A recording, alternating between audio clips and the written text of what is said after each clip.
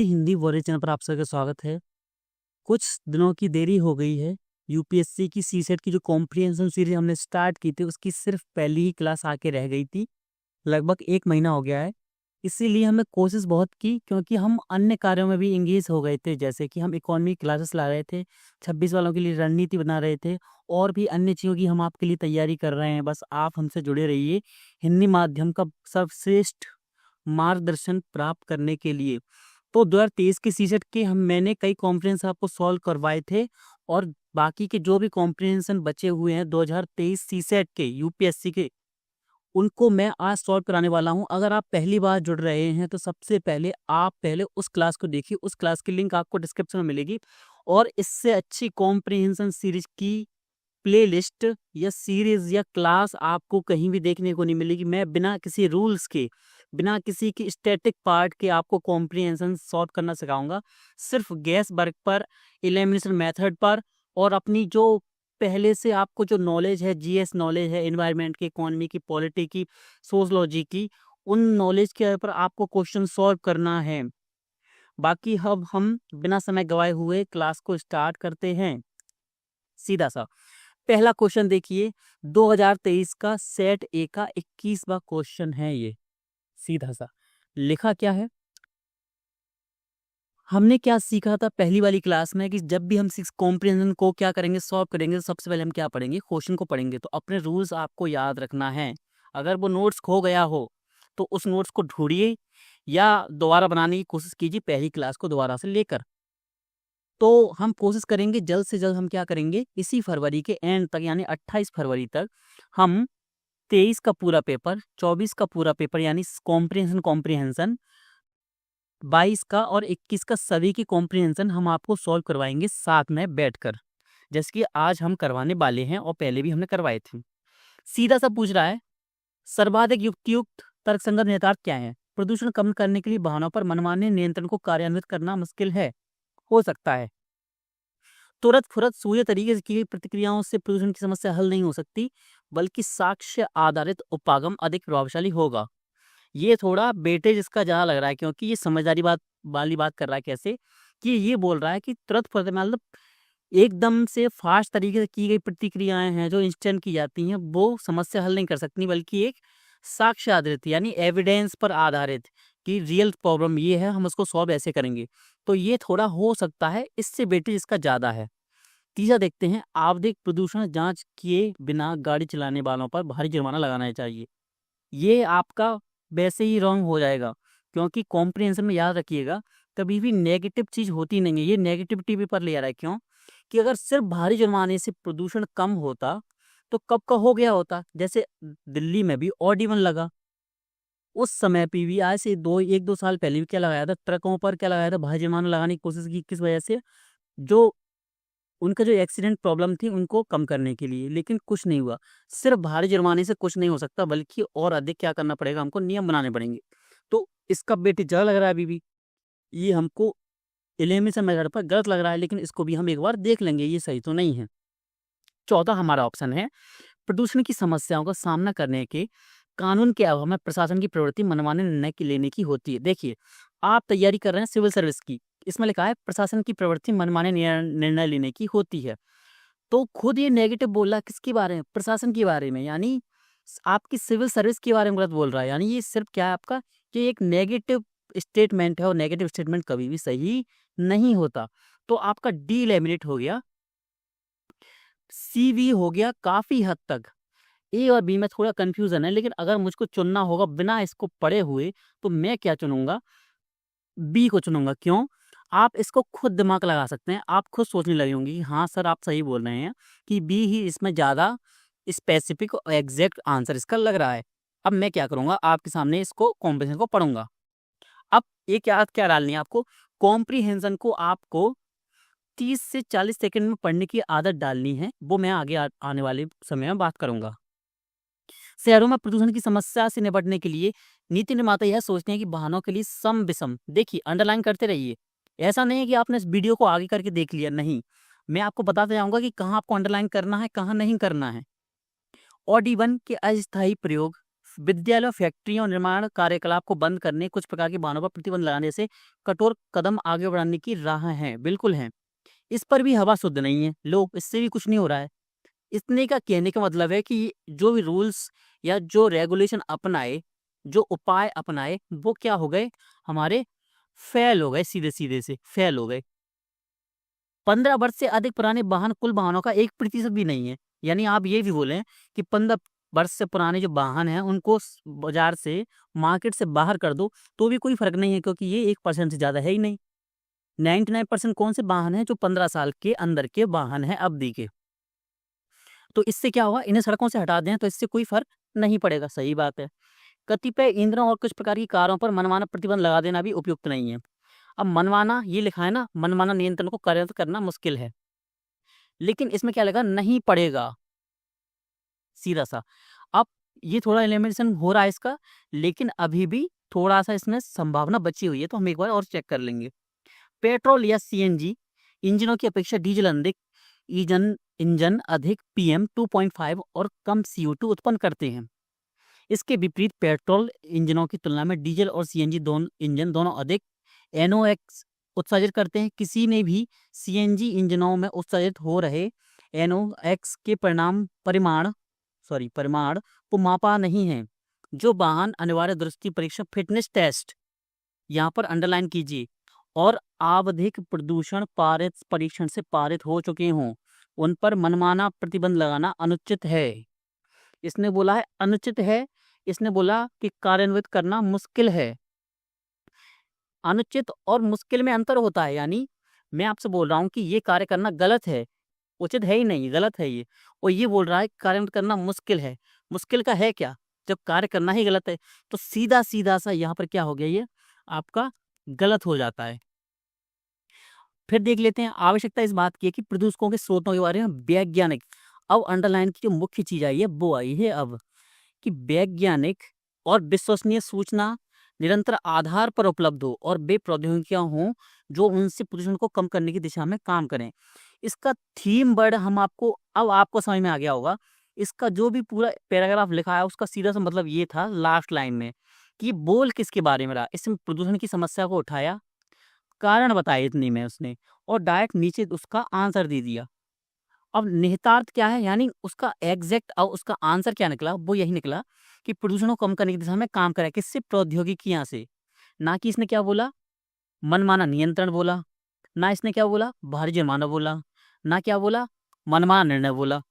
तीसरा इसने क्या बोला था इसमें, बी वाले ऑप्शन में, कि साक्ष्य आधारित उपागम अधिक प्रभावशाली होगा। आंसर इसका आपका क्या जाएगा, बी। अगर आपको कोई भी कंफ्यूजन है तो आप इसको क्या कर सकते हैं, कमेंट बॉक्स में कमेंट कर सकते हैं। हम नेक्स्ट क्लास में इसको दोबारा से क्या कर लेंगे, रिवीजन इसका कर लेंगे या इसको रिपीट कर देंगे। सेकंड क्वेश्चन देखिए, सेकंड क्वेश्चन है आपका क्या क्या है इसमें भी सर्वोत्तम रूप से प्रतिबिंबित करता है। अच्छे बाह्य वित्त पोषण तक पहुंच सुनिश्चित करना विश्व भर में देशों का महत्वपूर्ण एजेंडा है। ठीक है, अभी समझ में नहीं आया ये बोल क्या रहा है। सेकंड, सुचारू निगम शासन प्रतिष्ठानों की विश्वसनीयता को बढ़ाता है, ये भी अभी समझ में नहीं आया, सीधा सा। सी क्या है, अंतर्राष्ट्रीय पूंजी बाजार यह सुनिश्चित करते हैं कि प्रतिष्ठान अच्छा निगम शासन बनाए रखें। अंतर्राष्ट्रीय पूंजी बाजार, मैंने इकोनॉमी में आपको पढ़ाया है कि पूंजी बाजार होता क्या है, इसका भी नहीं पता। चौथा है सुचारू निगम शासन मजबूत पूर्ति श्रृंखला को सुकर यानी अच्छा बनाता है। इसमें कोई भी ऑप्शन हमको समझ में नहीं आ रहा, सिर्फ क्या देखने से, क्वेश्चन को देखने से हमको अब इसमें पढ़ना पड़ेगा। सुचारू निगम शासन हिंदी में आपको समझ में नहीं आए तो आपको सीधे समझ में आएगा क्या, कॉर्पोरेट गवर्नेंस। आपने एथिक्स में पढ़ा है, आपने गवर्नेंस में भी पढ़ा है इन दोनों वर्ड्स को। संरचनाएं कंपनियों को उत्तरदायित्व और नियंत्रण उपलब्ध कराने के लिए प्रोत्साहित करती हैं, याद रखने की चीज है ये। एक आधारभूत कारण कि निगम शासन क्यों पूरे विश्व में आर्थिक और राजनीतिक एजेंडा की ओर उन्मुख हुआ है, अंतर्राष्ट्रीय पूंजी बाजारों में त्वरित समृद्धि है। प्रभावी निगम शासन, याद रखिए प्रभावी, जो प्रभावी रूप से निगम शासन चल रहा है प्रतिष्ठानों के बाह्य वित्त पोषण की ओर पहुंच को बढ़ाता है। इसने बोला विश्वसनीयता को बढ़ाता है। वित्त पोषण कहाँ लिखा था, ये लिखा है। इसने क्या बोला है, अच्छे बाह्य वित्त पोषण तक पहुंच सुनिश्चित करना किसमें है, विश्व भर में देशों का महत्वपूर्ण एजेंडा है। जबकि इसमें क्या लिखा है, देश तो दिया ही नहीं है, इसमें क्या लिखा है, प्रभावी निगम शासन लिखा है, तो ये गलत हो सकता है, लेकिन आगे और देख लेते हैं। जिसके परिणाम स्वरूप अपेक्षाकृत अधिक निवेश, उच्चतर समृद्धि और रोजगार होते हैं। प्रभावी निगम शासन क्या करता है, प्रतिष्ठान है, जो संस्थाएं हैं दुनिया भर की, उनकी बाह्य वित्त पोषण की ओर पहुंच को बढ़ाता है। परिणाम स्वरूप क्या होता है, निवेश, उच्चतर समृद्धि और रोजगार होते हैं। निवेशक ऐसी जगह निधियन का प्रयत्न करते हैं जहां प्रकटन के मानक, समय से और सटीक वित्तीय रिपोर्टिंग और सभी हितधारकों के प्रति समान व्यवहार किए जाते हैं। यानी जो इन्वेस्टर हैं वो ऐसी जगह अपना पैसा को इन्वेस्ट करते हैं जहां पर जो पैसा है उसके पीछे क्या हो, कोई मानक हो, स्टैंडर्ड हो, कि इसके आधार पर हम क्या करते हैं, काम करते हैं। एक एग्जैक्ट समय हो, रिपोर्टिंग हो समय समय पर, और जो उससे रिलेटेड जो काम करने वाली कंपनियों की हितधारी हैं उनके साथ समान व्यवहार किया जाए। अब इसमें नीचे से स्टार्ट करते हैं। सुचारू निगम शासन मजबूत पूर्ति श्रृंखला को सुकर बनाता है। पूर्ति श्रृंखला के बारे में यहाँ पर कहीं भी बात नहीं की गई है। अंतर्राष्ट्रीय पूंजी बाजार यह सुनिश्चित करते हैं कि प्रतिष्ठान अच्छा निगम शासन बनाए रखें। अंतर्राष्ट्रीय पूंजी बाजार नहीं, बल्कि क्या, प्रभावी निगम शासन। तो ये भी गलत है आपका। ये देखेंगे, अच्छे बाह्य वित्त पोषण तक सुनिश्चित करना विश्व भर में देशों का महत्वपूर्ण एजेंडा है, ऐसा हमको कहीं भी देखने को नहीं मिला है। सेकंड क्या है, सुचारू निगम शासन प्रतिष्ठानों की विश्वसनीयता को बढ़ाता है। ये भी डायरेक्ट कहीं नहीं दिया है, लेकिन इनडायरेक्टली दिया हुआ है। कैसे? सुचारू निगम शासन क्या करता है, वित्त पोषण की ओर पहुंच बढ़ाता है, जिसके परिणाम स्वरूप अधिक निवेश होता है, समृद्धि होती है और रोजगार होते हैं। निवेशक हमेशा क्या करता है, ऐसी जगह निधियन का प्रयत्न करते हैं जो मैंने आपको अभी यहाँ पर बताया। यानी प्रतिष्ठानों की विश्वसनीयता कौन बढ़ाएगा, सीधा सा प्रभावी निगम शासन। ये क्या बोलेगा कि ये प्रतिष्ठान अच्छा है, इस पर आप क्या कर सकते हो, आप इस पर इन्वेस्ट कर सकते हो। तो सीधा सीधा हमारा आंसर क्या आता है, बी आंसर आ जाता है। हो सकता है ये क्वेश्चन आपको टफ लगे, लेकिन इसको हमने किसके आधार पर सॉल्व किया, एलिमिनेशन मेथड के आधार पर, क्योंकि ये पॉइंट डायरेक्ट कहीं पर इस पर दिए हुए ही नहीं है। तो आपका सीधा सा आंसर निकल के आता है बी। और बी को भी अगर आप चेक करेंगे तो आपको इनडायरेक्टली यहाँ पर देखने को ये मिल जाता है। अब देखेंगे हम इसका थर्ड क्वेश्चन, यानी क्वेश्चन नंबर 23 किसका, यूपीएससी प्रीलिम्स 2023 का सी सेट। अब इसमें क्या लिखा है, यह आवश्यक है कि हाथियों का निवास क्षेत्र समृद्ध जैव विविधता वाला सुविस्तृत क्षेत्र हो। ध्यान से पढ़िए, मैं आपको जीएस में भी बताता हूँ, सीजन में बताता हूँ कि कभी भी एक्सट्रीम सिचुएशन सही नहीं हो सकती। अब देखिए, जरूरी तो नहीं कि जहाँ पर हाथी रह रहे हो वहाँ का जो निवास क्षेत्र है वो समृद्ध जैव विविधता वाला सुविस्तृत क्षेत्र ही हो सकता है वो वाला जैव विविधता का क्षेत्र ना भी हो, कि ऐसा जंगल हो वहाँ पर जैव विविधता यानी सिर्फ 1 या 2 प्राणी ही पाए जाते हैं किसी छोटी सी जगह में। तो इसने क्या बोला, यह आवश्यक है। अगर सीधा सा स्टेटमेंट में ये क्या बोल देता, ये बोल देता मुझसे कि हमेशा सामान्यता, ये लिख देता सामान्यता, यहाँ की जगह क्या लिखता था, सामान्यता यह होता है कि हाथियों का निवास क्षेत्र समृद्ध जैव विविधता वाला सुविस्तृत क्षेत्र होता है। तो ये स्टेटमेंट 100% राइट था, लेकिन ये इसने क्या बोला, आवश्यक है। और आपको मैंने जीएस में ही बताया था कि हमेशा एक्सेप्शन नाम की भी चीज होती है। अगर आपको 1000 ऐसे जंगल मिलते हैं जहाँ पर क्या हो कि हाथी हैं, तो उनकी होने से क्या होती है, जैव विविधता, तो आपको उसमें से मिनिमम 1 तो मिल ही जाएगा। मैंने क्या बोला, मिनिमम यानी न्यूनतम 1 तो मिल ही जाएगा जहाँ पर क्या ना हो, जैव विविधता ज्यादा ना हो। तो ये आपका ऑप्शन गलत हो जाएगा। हाथी कुंजी सलाह कीस्टोन प्रजाति हैं और वे जैव विविधता को लाभ पहुंचाते हैं। आपने एनवायरमेंट पढ़ा है, आपको पता है ये राइट आंसर है, लेकिन अब मुझे ये देखना है कि इसके तहत सही है या नहीं। वनों में समृद्ध जैव विविधता हाथियों की मौजूदगी के बिना नहीं बनाए रखी जा सकती, असंभव। ये स्टेटमेंट इसलिए गलत हो जाता है, मान लीजिए किसी जंगल में अगर हाथी है ही नहीं तो क्या वह जंगल नहीं होता, क्या वो जंगल समाप्त हो जाता है? बिल्कुल ऐसा कहीं नहीं है। कई जगह ऐसी हैं, कई सारे देश ऐसे हैं कि उनकी जो मुख्य जंगल है वहां पर हाथी नहीं है, सीधा सा, तब भी वो जंगल तो है ना। तो सी क्या है, एक्सट्रीम सिचुएशन, यानी इसने गलत बात बोल रहा है सीधा सा। ये तो क्या हो जाएगा आपका, ये गलत हो जाएगा, ये गलत हो जाएगा। डी क्या है, हाथियों में क्षमता होती है कि अपनी आवश्यकता के अनुरूप प्रजातियों वाले वनों को फिर से बना लें। ये भी इसका ऑप्शन गलत है, पता क्यों? इसका ऑप्शन इसलिए गलत है कि हाथियों में क्षमता होती है कि अनुरूप, इसने क्या बोला, अपने अनुरूप प्रजातियों वाली। हाथी के साथ कई ऐसे प्राणी भी पाए जाते हैं जो क्या होते हैं, इसके दुश्मन होते हैं, कट्टर दुश्मन। जैसे सीधी सीधी क्या बोले, बाघ और शेर जैसी प्रजातियां, ये होती है कि यहाँ अगर एक दूसरे को देख लें तो एक दूसरे पर हमला करते हैं।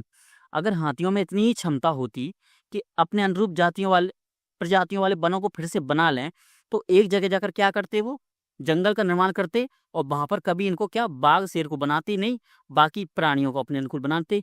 लेकिन ऐसा कहीं भी आपको देखने को मिला है? कहीं देखने को नहीं मिला। तो ये आपका जो क्या है, कॉम्प्रिहेंशन बिना इसको पढ़े हुए ही क्या हो गया, सॉल्व हो गया कि आपका आंसर क्या है, बी। लेकिन फिर भी हम इसको देख लेते हैं, ये लिखा क्या है। हाथी दृश्य भूमि के वास्तुकार हैं। नहीं समझ में आया? मैं बताता हूँ। दृश्य भूमि यानी, दृश्य भूमि आपने कहाँ पढ़ा होगा? आपने ज्योग्राफी में पढ़ा होगा। यानी जो भी चीज हमको आंखों से दिख रही है, यानी पठार, पर्वत, नदी, झरने वगैरह सब कुछ, जो मिट्टी सब, ये वन में वृक्ष विहीन स्थल निर्मित करते हैं। वन में वृक्ष विहीन यानी वृक्षों से रहित, यहाँ जहाँ पर वृक्ष नहीं है, विहीन स्थल निर्मित करते हैं, यानी जो आसपास के पेड़ हैं उनको साइड लाइन कर देते हैं, यानी उखाड़ देते हैं।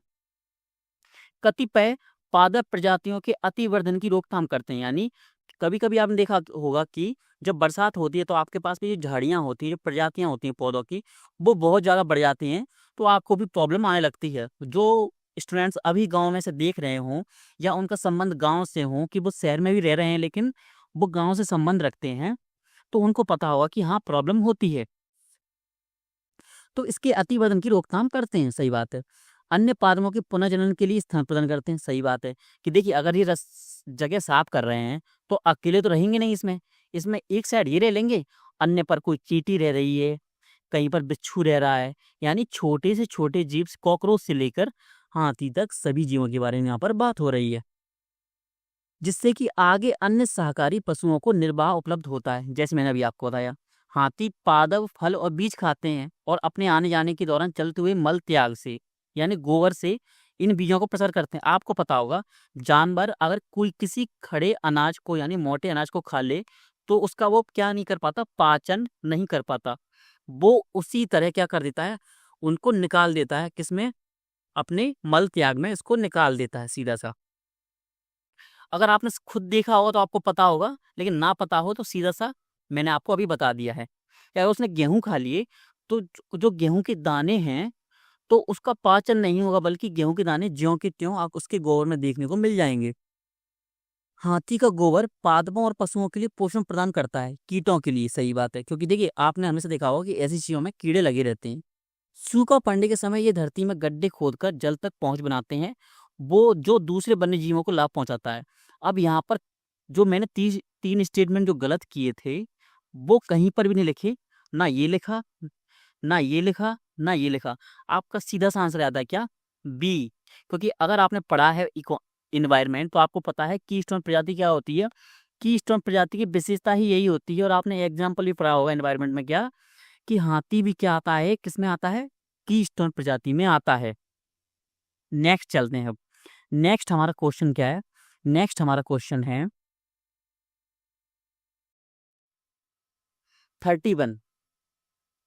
31 क्या लिखा है, पूर्व धारणा लिखा है, कि जो लेखक बोल रहा है उसकी पूर्व धारणा क्या है, इसको लिखते समय।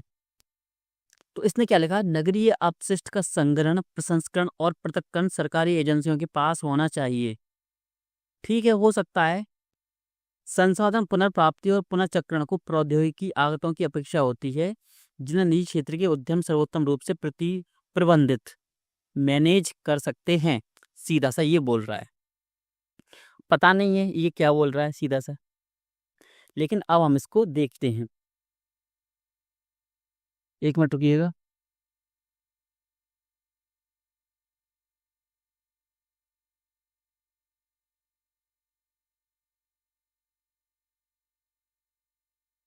आपके सामने लिखा हुआ है क्या, भारत में नगरीय अपशिष्ट का स्रोत पर पृथक्करण दुर्लभ है। यानी जो नगरीय कचरा निकलता है उसका पृथक्करण, पृथक्करण का मतलब क्या होता है कि कचरे को क्या करना है, हमको गीला करना है अलग, सूखा अलग करना है। तो सूखे कचरे को हम लोग को किस में यूज करना है, कंक्रीट में यूज कर सकते हैं, और भी अन्य चीजें जैसे प्लास्टिक बैग वगैरह बनाने में। गीले कचरे को किसके लिए, कि हम उससे क्या बना रहे हैं, मीथेन गैस बना रहे हैं, और आदि जो कचरा बच रहा है उससे भी कई अन्य चीजें जा रहे हैं। तो इसको क्या बोलते हैं, अपशिष्ट का पृथक्करण करना। ये लिखा है पुनर्चक्रण। पुनर्चक्रण आप सभी जानते हैं अधिकांशतः अनौपचारिक क्षेत्र के पास है, यानी जो ऑफिशियल काम रूप से काम नहीं करते हैं। नगर पालिका बजट का 3/4 से अधिक अंश संग्रहण और परिवहन में चला जाता है। आपके यहाँ जो गेट पर गाड़ी आती है उसका खर्चा ही कितना है नगर पालिका का? 3/4। यानी अगर वो 1 लाख रुपए खर्च खर्च कर रही है तो उसमें से 75,000 रुपए सिर्फ किस में चला जा रहा है? सिर्फ कचरे को इकट्ठा करने में, आपके घर से लेकर, जिससे प्रसंस्करण, संसाधन पुनर्प्राप्ति और निपटान के लिए अत्यंत कम अंश बचता है। यानी अब पैसा बचा कहाँ है कि उसका पृथक्करण हम कर सकें, क्योंकि पृथक्करण के लिए क्या चाहिए? हमको मशीनें चाहिए, हमको मजदूर चाहिए, तो उसके लिए पैसा बचा ही नहीं है। इन सब में अपशिष्ट से ऊर्जा कहाँ जगह उपयुक्त पाती है, यानी अपशिष्ट से हमको ऊर्जा प्राप्त करनी होती है, लेकिन ये व्यवस्था हमारी बनी नहीं पाती। आदर्श रूप से यह श्रृंखला में पृथक्करण गीले अपशिष्ट और अन्य के बीच संग्रहण पुनर्चक्रण के पश्चात भराव क्षेत्र में जाने से पहले उपयुक्त जगह पाती है। अब ये लाइन छोड़िए। अपशिष्ट को ऊर्जा में बदलने की कौन सी प्रौद्योगिकी सर्वाधिक उपयुक्त है? यह इस पर निर्भर है कि अपशिष्ट में है क्या। सही बात है कि अपशिष्ट में अगर लोहे की मात्रा है तब हम दिमाग लगाएं कि हम लोहे से क्या बना सकते हैं। प्लास्टिक ज़्यादा है तो हम सोचेंगे प्लास्टिक से ज़्यादा क्या बनाया जा सकता है। अर्थात घटक जैव निम्नीकरणीय है या नहीं। जैव निम्नीकरणीय क्या होता है ये आपको पता होना चाहिए कि आपने इन्वायरमेंट पढ़ा हुआ है। और उसका कैलोरी मान क्या है? भारत के नगरीय ठोस अपशिष्ट का जैव निम्नीकरण घटक 50% से किंचित मात्र ज़्यादा ही है।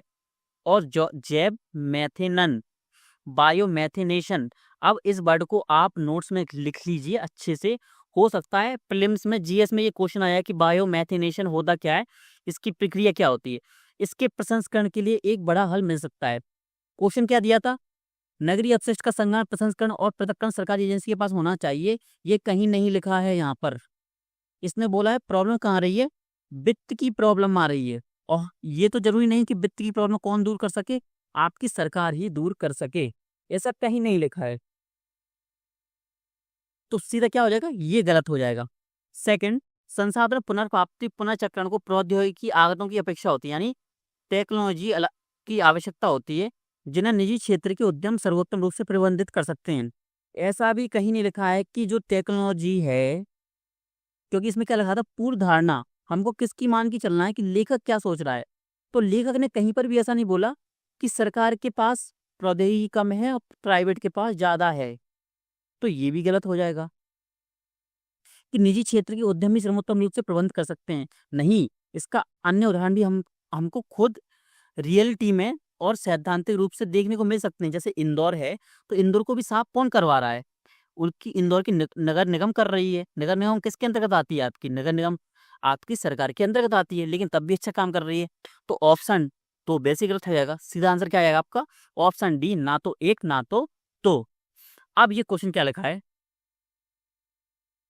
क्वेश्चन लिखा है आपका, निम्नलिखित कथनों में से कौन सा एक इस परिच्छेद के मर्म को, मर्म कहाँ लिखा रहता है? मर्म लिखा रहता है हमेशा लास्ट वाली लाइनों में।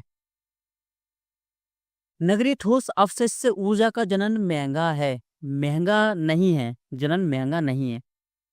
अपशिष्ट से ऊर्जा का जनन है वो महंगा ही है। क्योंकि महंगा क्यों है? क्योंकि इतना हमारे पास पैसा है ही नहीं कि उसकी तुलना में क्या कर सके, हम उसमें अपशिष्ट से ऊर्जा बनाया जा सके। जैसे कहाँ लिखा था आपका? ये लिखा है अपशिष्ट से ऊर्जा बचाने के लिए हमको जरूरत किसकी पड़ रही है? पैसे की पड़ रही है। प्रॉब्लम तो पैसे की है ना। क्यों पड़ रही है? क्योंकि ज्यादा पैसा हमारा कहाँ खर्च हो रहा है? 3/4 वो हो रहा है हमारा इकट्ठा करने में। तो ये गलत। जैव मैथिनन नगरीय ठोस अपशिष्ट से ऊर्जा के जनन का सर्वाधिक आदर्श तरीका है। ये क्या लिखा था इसमें? जैव मैथिनन में इसके प्रसंस्करण के लिए एक बड़ा हल मिल सकता है। इसने सर्वाधिक नहीं बोला। सिर्फ अगर ये सर्वाधिक वर्ड इसमें नहीं लगाता तो हो सकता आपका आंसर ये हो जाता, लेकिन इसने जो स्टेटमेंट है उसको एक्सट्रीम बना दिया। क्या बोल के? सर्वाधिक। क्योंकि इसमें लिखा नहीं, इसने क्या बोला कि एक हल हो सकता है, यानी ऑप्शंस आपके पास बहुत हैं लेकिन ये ऑप्शन है ये भी काम कर सकता है। लेकिन स्टेटमेंट क्या बोल रहा है कि यही सबसे बेस्ट है। तो ये क्या हो जाएगा? ये भी आपका क्या हो जाएगा? गलत हो जाएगा सीधा सा। तीसरा, नगरीय ठोस अपशिष्ट का पृथक्करण अपशिष्ट से ऊर्जा संयंत्रों की सफलता को सुनिश्चित करने में पहला कदम है। यानी अगर हम पृथक्करण कर पाएंगे तभी हम क्या कर पाएंगे, अपशिष्ट से ऊर्जा संयंत्रों की सफलता को सुनिश्चित करने में पहला कदम है। यानी पहले हमको पृथक्करण करना पड़ेगा, जो कि क्या प्रॉब्लम बता रहा है कि हमको प्रॉब्लम ही कहाँ आ रही है, पृथक्करण करने में। यानी हमको क्या करना है, अगर हमको अपशिष्ट से ऊर्जा चाहिए तो पहले हमको पृथक्करण करना होगा। और इसकी मेन प्रॉब्लम भी क्या थी, पृथक्करण करने की क्यों थी प्रॉब्लम, अभी बताई मैंने, क्योंकि पैसे की प्रॉब्लम है, सीधा सा। तो ये राइट है। अब इसको और देख लेते हैं कि इसकी तुलना में ये राइट है या कौन सा ज़्यादा सही है। कि कभी कभी होता क्या है कि दो स्टेटमेंट सही होते हैं, लेकिन होता क्या है कि ये 40% ये सही है, ये 60% सही है। तो हम जो ज़्यादा परसेंटेज लिए हुए हैं उसको हम राइट मानते हैं हमेशा। अब चौथा क्या है, भारत के नगरीय ठोस अपशिष्ट का जैव निम्नीकरण घटक अपशिष्ट से ऊर्जा प्रभावी रूप से उपलब्ध कराने के लिए पर्याप्त नहीं है। ऐसा इस पैराग्राफ में कहीं भी नहीं लिखा है, ध्यान दीजिए, कहीं भी नहीं लिखा है। तो आपका सीधा सा आंसर क्या आ जाता है, सी आ जाता है। क्योंकि देखिए, अगर मान लीजिए आपका ये आंसर आ भी नहीं रहा, यानी सी आंसर आपको कहीं देखने को मिल रहा है, कहाँ पर, कि सर आप तो अपनी ओर से लगे हुए हैं कि मुझको तो कहीं आंसर मिला ही नहीं, किस में, पैराग्राफ में। इसलिए मैंने क्या बोला कि ऑप्शन एलिमिनेशन मेथड के आधार पर क्या करना है, आपको सॉल्व करना है। सर्वाधिक आदर्श तरीका है, कहीं नहीं लिखा, इसने सिर्फ ऑप्शन बताया था, ना कि इसने क्या बताया सर्वाधिक। तो ये गलत हो जाता है, ये कहीं नहीं लिखा है इसमें। तो आपका बचता क्या है, सी। तो एक ना एक तो आंसर होना है। तो थोड़ा बहुत इसको लिंक करके हम देख रहे हैं, तो थोड़ा बहुत लिंक हो रहा है, भले ही 5% हो रहा हो, तो आपका आंसर क्या हो जाता है, ये सही हो जाता है। तो आपका आंसर क्या होगा, ये होगा सी, ये होगा आपका क्या, डी। नेक्स्ट चलते हैं। अब नेक्स्ट क्वेश्चन क्या है हमारा, उपयुक्त परिचित पर आधारित निम्नलिखित पूर्व धारणाएं बनाई गई हैं। वही पूर्व धारणा वाला क्वेश्चन, कि हमको इसके आधार पर देखना पड़ेगा कि जो राइटर है, जो लेखक है, वो बोलना क्या चाहता है। सीधा सा, जैविक खेती अंतर्निहित रूप से किसानों और उपभोक्ताओं दोनों के लिए असुरक्षित है। अब आपने ज्योग्राफी पढ़ी, इन्वायरमेंट पढ़ा, क्या उसमें लिखा है कहीं कि किसानों और उपभोक्ताओं दोनों के लिए असुरक्षित है। अगर हम आप इसको लॉजिक तरीके से भी देखेंगे, कि देखिए हमेशा मैंने क्या बोला कि मैं आपको सिखाऊंगा क्या, लॉजिक लगाना किसमें, कॉम्प्रिहेंशन में। तो उन्होंने बोला असुरक्षित है, असुरक्षित नहीं है, बल्कि क्या है, सुरक्षित है। हाँ, इसकी कोई कमी हो सकती है, लेकिन आप एग्जैक्ट ये नहीं बोल सकते कि किसानों और उपभोक्ताओं दोनों के लिए असुरक्षित है। हो सकता है किसानों के लिए असुरक्षित हो, क्यों, क्योंकि इससे क्या होती है, आपकी उत्पादन पर कमी होती है उत्पादन में। लेकिन उपभोक्ता उपभोक्ता है, जो खाने वाला व्यक्ति है, उसको तो फायदा हुआ, क्यों, क्योंकि जो आप जो रासायनिक अनाज खा रहे हैं उससे तो घाटा ही है, जैविक खेती से तो और फायदा होगा। तो ऑप्शन क्या हो जाएगा आपका, एक गलत हो जाएगा। किसानों और उपभोक्ताओं को पर्यावरण हितैषी खाद्य पदार्थ के बारे में शिक्षित होने की जरूरत है। अब ये देखिए, अच्छा वर्ड बोल रहा है कि ये गलत तो हो ही नहीं सकता है। रियलिटी में अगर हम देखें तो ये बात जो इसने बोली स्टेटमेंट में, ये बिल्कुल सही बोली है।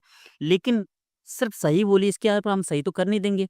हमको देखना पड़ेगा क्या ये भी ऐसा ही बोल रहा है क्या, कॉम्प्रिहेंशन। सीधे से पढ़िए, ऐसा दावा किया जाता है कि जैविक खेती अंतर्निहित रूप से अपेक्षाकृत सुरक्षित और स्वास्थ्यकर है। सही है। वास्तविकता यह है कि चूंकि जैविक खेती उद्योग भारत में अभी काफी नया है और ठीक से विनियमित नहीं है, किसान और उपभोक्ता समान रूप से न केवल भ्रमित हैं। इसने ये नहीं बोला कि इन दोनों के लिए क्या है, असुरक्षित है, बल्कि ये बोल रहा है कि भ्रमित हैं, उनको पता नहीं लग रहा है कि इसको करना है या नहीं करना है। कौन से उत्पाद उनके लिए सबसे अच्छे हैं। कभी कभी उत्पादों का ऐसे तरीकों से इस्तेमाल करते हैं जो कि उन्हीं को हानि पहुंचा सकते हैं। इसने क्या बोला है, कभी कभी उत्पादों का ऐसे तरीकों से इस्तेमाल करते हैं जो कि उन्हें उन्हीं को हानि पहुंचा सकते हैं। उदाहरण के लिए, भारत में जैविक उर्वरकों का बड़े पैमाने पर प्राप्त होना कठिन है। कठिन क्यों है, क्योंकि देखिए, जैविक खाद एक जैविक प्रक्रिया है। जैविक खाद को बनाने को हम कैसे करते हैं, सीधा हम क्या करते हैं, जो पशुओं का गोबर होते हैं और जो अपशिष्ट पदार्थ होता है किसका, सब्जियों का, और जो भी चीज़ हमारी घरेलू अपशिष्ट होता है उसको हम इकट्ठा करते हैं गड्ढे में, फिर हमारा क्या बनता है, जैविक खाद बनता है। तो उसको टाइम लगता है बनने में। जबकि हम अगर रासायनिक क्या देखेंगे, उर्वरक देखेंगे, तो उसमें क्या डाल देते हैं हम, नाइट्रोजन के कण डाल देंगे, फॉस्फोरस डाल देंगे, तो हम मिला जुला के उसको बना ही देते हैं और बहुत जल्द फैक्ट्रियों में बन जाता है। जबकि ये चीज़ें फैक्ट्रियों में नहीं बन पाती है। हो सकता है भविष्य में फैक्ट्रियों में बनने लगे, लेकिन अभी तो ऐसा नहीं है। उदाहरण के लिए, किसान प्रायः खेतों की खाद का इस्तेमाल करते हैं जिन्हें अविषालु टॉक्सिक रसायन और भारी धातु हो सकते हैं।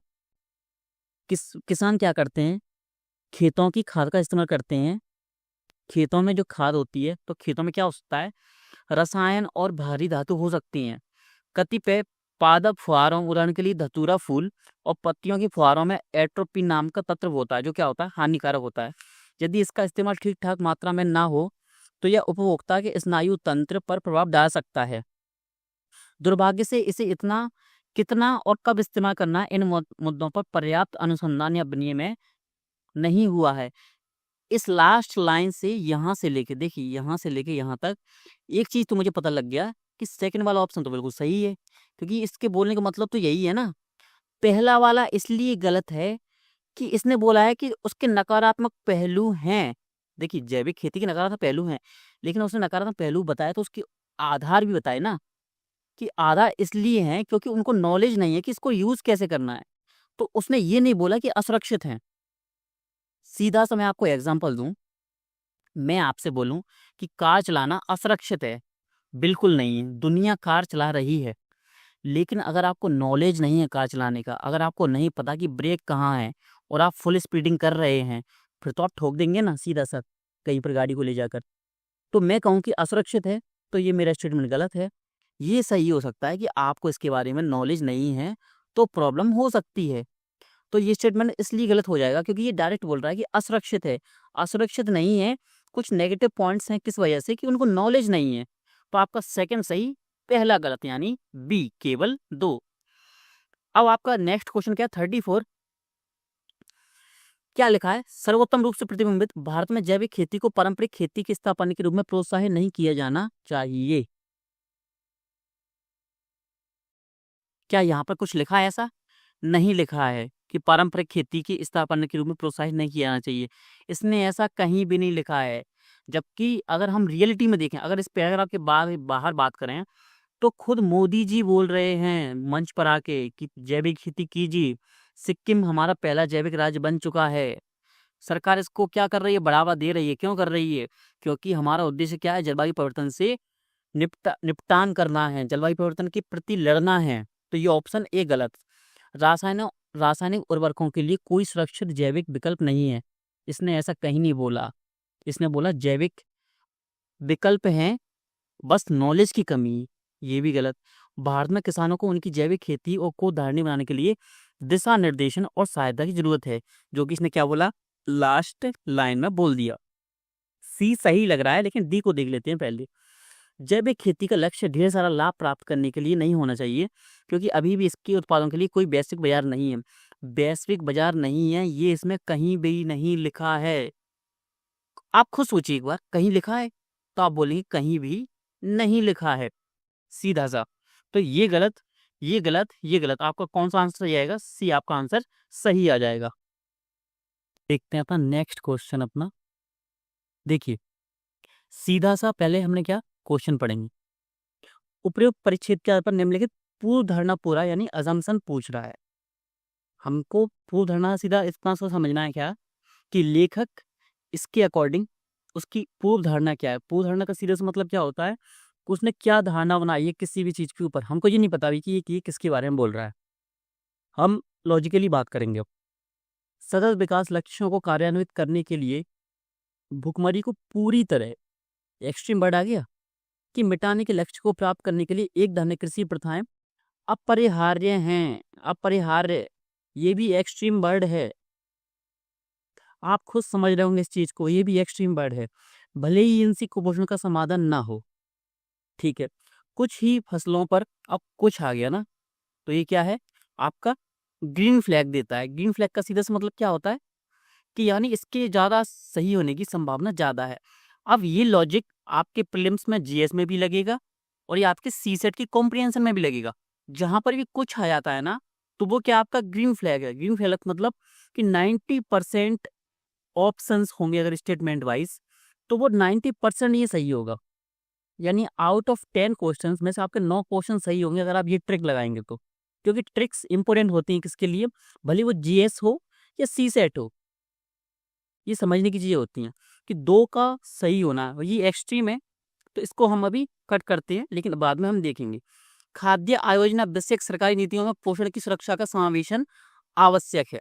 देखिए आवश्यक बिल्कुल है, ये क्या बोल रहा है कि ये खाद्य योजनाएं हैं, उसमें सरकारी नीतियों पोषण की सुरक्षा, यानी योजनाएं तो हैं लेकिन पोषण की सुरक्षा का समावेशन आवश्यक है, कि उसको हमें हमेशा हमें क्या करना है, समावेशित करना है। किसको? पोषण की सुरक्षा हो किसमें? योजनाओं में। ठीक है। वर्तमान एक धान्य कृषि प्रथाओं के लिए किसान अनेक तरीकों से सब्सिडी और सरकार द्वारा अनाजों के लिए दी जाने वाली लाभप्रद कीमतें प्राप्त करते हैं, इसलिए वे फसल विविधता पर विचार करने के लिए प्रवृत्त नहीं है। नहीं, ये एक कारण बता रहा है आपको, सीधा सा एक कारण बता रहा है ये, कि प्रवृत्त नहीं है, ऐसा नहीं है। अगर ये तो सीधा सा क्या हो गया, आपने सब्सिडी कभी भी पढ़ी होगी, तो क्या आपने कभी ये पढ़ा कि सब्सिडी मिलने से किस किसान है वो एक ही खेती कर रहे हैं? पढ़ा है? ऐसा नहीं पढ़ा होगा। आपने ये जरूर पढ़ा होगा कि ज्यादातर कि वो चावल कर रहे हैं, गेहूं कर रहे हैं, इनकी वो ज्यादा प्रवृत्त हो रहे हैं, ज्यादा प्रवृत्त हो रहे हैं, लेकिन उन्होंने कभी ये नहीं बोला, आपकी टीचर ने भी कभी नहीं बोला होगा, आपने किसी बुक्स में ये नहीं पढ़ा होगा कि वे और चीजों के लिए प्रवृत्त नहीं हो रहे, बल्कि ये पढ़ा होगा कि इनके लिए ज्यादा एग्री करते हैं उन चीजों को। अब सीधा सा यहाँ तक भी अगर आपको लॉजिकली अगर हम देखें तो ये गलत हो रहा था हमारे, क्यों? इसमें लिखा था अपरिहार्य, पूरी तरह मिटाने, एक्सट्रीम वर्ड था ना इसमें, तो एक्सट्रीम वर्ड के अकॉर्डिंग अगर हम हटाए इसको, तो ये हट रहा है, ये हट रहा है, ये हट रहा है। अब क्योंकि सिर्फ हम इसकी बेसिस पर तो करेंगे नहीं, ये बेसिस है हमारा, अगर टाइम ना हो तो इसी बेसिस पर हम कर सकते हैं, लेकिन अगर हमारे पास टाइम है तो हम इसको पढ़ेंगे।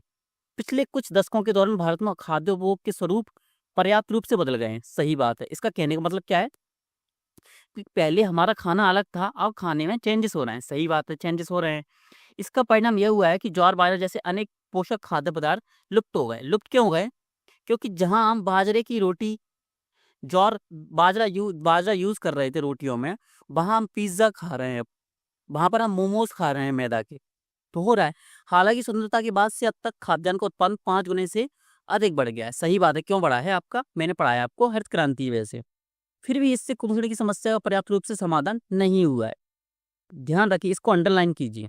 मैंने आपसे बोला ना कि अंडरलाइन करना हर चीज को, जो भी महत्वपूर्ण चीजें होती हैं। लंबे समय तक कृषि क्षेत्र का ध्यान खाद्यान्न विशेषकर प्रधान खाद्यान्नों के उत्पादन में वृद्धि पर रहा है, जिसके परिणाम स्वरूप देसी पारंपरिक फसलों, अनाजों, फलों व अन्य सब्जियों के उत्पादन व उपभोग में कमी आई है। ये क्या बोल रहा है? कृषि क्षेत्र का ध्यान खाद्यान्न विशेषकर प्रधान खाद्यान्न, और प्रधान खाद्यान्न क्या होते हैं ये आपको पता होना चाहिए। प्रधान खाद्यान्न क्या होते हैं? प्रधान खाद्यान्न का सीधा सा मतलब है प्रायोरिटी किसको देते हैं हम खाने में? हम देते हैं गेहूं, और किसको? चावल को। लगभग ओवरऑल अगर हम इंडिया में हम बात करें तो इसके अलावा ज़्यादा कुछ नहीं खाया जाता। हम इसके साथ एक्स्ट्रा कुछ चीज़ जोड़ देते हैं, कि इसके साथ हम सब्जियां जोड़ देते हैं। लेकिन मेन चीज़ क्या है कि अगर आप नॉर्थ में खाओगे तो रोटियां, साउथ साइड जाओगे आप तो आप क्या खाओगे? ज़्यादा चावल खाओगे। तो ये हो गए कि आपके प्रधान खाद्यान्न। और इसने क्या बोला था कि प्रवृत्त क्यों नहीं हो रहा है? सब्सिडी की वजह से। ऐसा नहीं है, इसने बोला कि प्रधान खाद्यान्न की वजह से क्या हो रहा है? उत्पादन में वृद्धि, इनके परिणाम स्वरूप इनके उपभोग में कमी आई है। इस प्रक्रिया में खाद्य और पोषण सुरक्षा प्रभावित हुई है। इसके अतिरिक्त गहन एक धान्य कृषि प्रथाओं से भूमि जल और उनसे प्राप्त खाद्य की गुणवत्ता निम्नीकृत होती है, जिसके कारण खाद्य और पोषण सुरक्षा की समस्या चिरस्थायी हो सकती है, यानी स्थायी हो सकती है। इसका कहने का मतलब ये है। क्या इसने ये बोला एक धान्य कृषि से संबंधित कोई भी कि सब्सिडी दी जा रही है और बेवकता विचार करने के लिए प्रवृत्त नहीं है? नहीं। कारण इसने क्या दिया था कि हम प्रधान खाद्यान्नों पर क्या है, उपभोग उसका ज्यादा कर रहे हैं, इसलिए क्या है, हमारी जो अन्य फसलें हैं जैसे ज्वार बाजरा जैसी अन्य जो सब्जियां हैं हमारी, उन पर क्या है, हम उनका उत्पादन कम कर रहे हैं, जिससे क्या हो रहा है? पोषण कम हो रहा है। पोषण कम क्यों हो रहा है? इस वजह से एक धान्य कृषि प्रथाओं से भूमि जल और उनसे प्राप्त खाद्य की गुणवत्ता निम्नीकृत हुई है। एक धान्य कृषि प्रथाओं से यानी इससे कम हुई है। तो ये सब्सिडी से बोल रहा, क्या सब्सिडी इसमें दिया है? सब्सिडी का शब्द इसमें यूज ही नहीं किया गया, तो हम इसको सही क्यों माने? अगर इसको भी हमें इसको एलिमिनेट करते हैं, एलिमिनेट करिए, सीधा सा आंसर आता है आपका क्या? बी। अब इसके आगे आपको कुछ नहीं करना है, सीधा सा आपका आंसर आ गया। अब चलते हैं हम नेक्स्ट। अब ये लिखा है सीधा सा हम क्वेश्चन को पढ़े अब कि उपयुक्त परिच्छेद के संदर्भ में निम्नलिखित पूर्व धारणा, वही एजम्पशन पूछ रहा है। भूमंडलीय तापन के कारण बसंत पहले आने लगा है और अधिक लंबे समय तक रहता है। देखिए, जलवायु परिवर्तन होता है, आपने इन्वायरमेंट में अच्छे से पढ़ा होगा। और क्या ये प्रवृत्ति देखने को मिलती है? ये आपकी क्या है, ये नॉलेज बेस्ड भी हो सकती है। अगर रियलिटी में ऐसा होता है तो ये ऑप्शन आपका सही होगा, ये मानकर चलिएगा। और आपको पता है, अगर आपने जलवायु परिवर्तन पढ़ा है तो ये जरूर पढ़ा होगा कि मौसम चेंज हो रहे हैं। अगर आप अप्लाई करके देखें, अगर आप सीधा से देखें कि जहां नवंबर की स्टार्टिंग से ही 1 नवंबर से आज आपकी उम्र 21 या 22 साल या 24 साल के आसपास होगी। 24 की फिगर में ले लीजिए, मैं राउंड फिगर में ले लेता हूँ, 23-24। आज से अगर आप 5 से 6 साल पहले भी सोचें ना, तो 1 नवंबर से आपको ठंडी बहुत ज़्यादा महसूस होने लगती थी। और वो ठंडी आपकी कहाँ 15 मार्च तक चलती थी। लेकिन क्या वो अब चल रही है? नहीं चल रही है। वो अब 15 फरवरी के बाद दिखती ही नहीं है ज़्यादा, थोड़ी बहुत दिखती है। लेकिन जो ठंड पहले ज़्यादा पड़ती थी, क्या वो अब पड़ रही है? नहीं पड़ रही। तो क्या बसंत पहले आने लगा है? ये तो नहीं पता, लेकिन सर मौसम चेंज हुआ है। तो क्या ये लॉजिकली सही हो सकता है? हाँ सर, संभावना लग रही है 90% सही होने की। 100% नहीं बोल सकते, लेकिन 90% लग रही है। बसंत का पहले आना और लंबे समय तक रहना पक्षी समष्टि के लिए अच्छा नहीं है। आप पढ़ते हैं, सर इसका नहीं पता मुझे। अब मैं क्या बोलूंगा आपसे, नहीं पता तो हम इसको पढ़ेंगे। वैज्ञानिकों ने बसंत गपाक्ष शीत ऋतु से लेकर फसल आने के मौसम की अंतरण अवधि का अध्ययन किया। उन्होंने पाया कि कम बर्फ वाली अपेक्षाकृत गर्म शीत ऋतु के परिणाम स्वरूप बसंत घटनाओं के बीच अपेक्षाकृत दीर्घ पश्चता अवधि और दीर्घकालिक बसंत गपाक्ष घटित हुए हैं। सीधा सा बोल दिया है इसने। पहला पॉइंट क्लियर, 100% सही है। बसंत की समय सारणी के इस परिवर्तन से कृषि, मत्स्य पालन और पर्यटन पारिस्थितिक, सामाजिक और आर्थिक रूप से प्रभावित होते हैं। क्योंकि बर्फ कुछ पहले ही पिघल जाती है, इसलिए पक्षी वापस नहीं लौटते, जिससे बसंत काल की पारिस्थितिक घटनाएं देर से होती हैं या उनकी अवधि में बढ़ोतरी होती है। अब ये पॉइंट ध्यान रखने की चीज है कि पक्षी आ गया और पक्षी से क्वेश्चन पूछा गया है। ये क्या ये लिखा है यहाँ पर? ध्यान दीजिए, क्या ये लिखा है कि बसंत का पहले आना और लंबे समय तक रहना पक्षी समष्टि के लिए अच्छा नहीं है? क्या लिखा है? नहीं लिखा है। इसमें लिखा है पक्षी वापस नहीं लौटते क्योंकि बर्फ पहले ही पिघल जाती है, जिससे बसंत काल की पारिस्थितिक घटना देर से होती हैं। देर से तो होती हैं, लेकिन क्या इसमें लिखा है कि पक्षी समष्टि पर ये प्रतिकूल प्रभाव डालता है, या इसमें लिखा है कि अच्छा नहीं है? आप बोलेंगे सर ऐसा तो नहीं लिखा। नहीं लिखा तो नहीं मानेंगे ना हम। पहला पॉइंट इसने साफ साफ लिखा था क्या? लिखा था। आप बोलेंगे सर लिखा था, डायरेक्ट ये लिखा हुआ है। देखिए, थोड़ा टफ लैंग्वेज लग सकती है आपको, लेकिन इतना तो समझना पड़ेगा ना आपको। अगर आप हिंदी मीडियम स्टूडेंट्स हैं तो आपकी अंडरस्टैंडिंग तो होनी चाहिए हिंदी पर। तो सीधा से लिखा है दीर्घ पश्चातावधि और दीर्घकालिक बसंत गपाक्ष घटित हुए हैं। आगे आंसर 41 का क्या आ जाएगा हमारा? आंसर ए आ जाएगा सीधा सा। अब हम नेक्स्ट पर चलते हैं सीधा सा।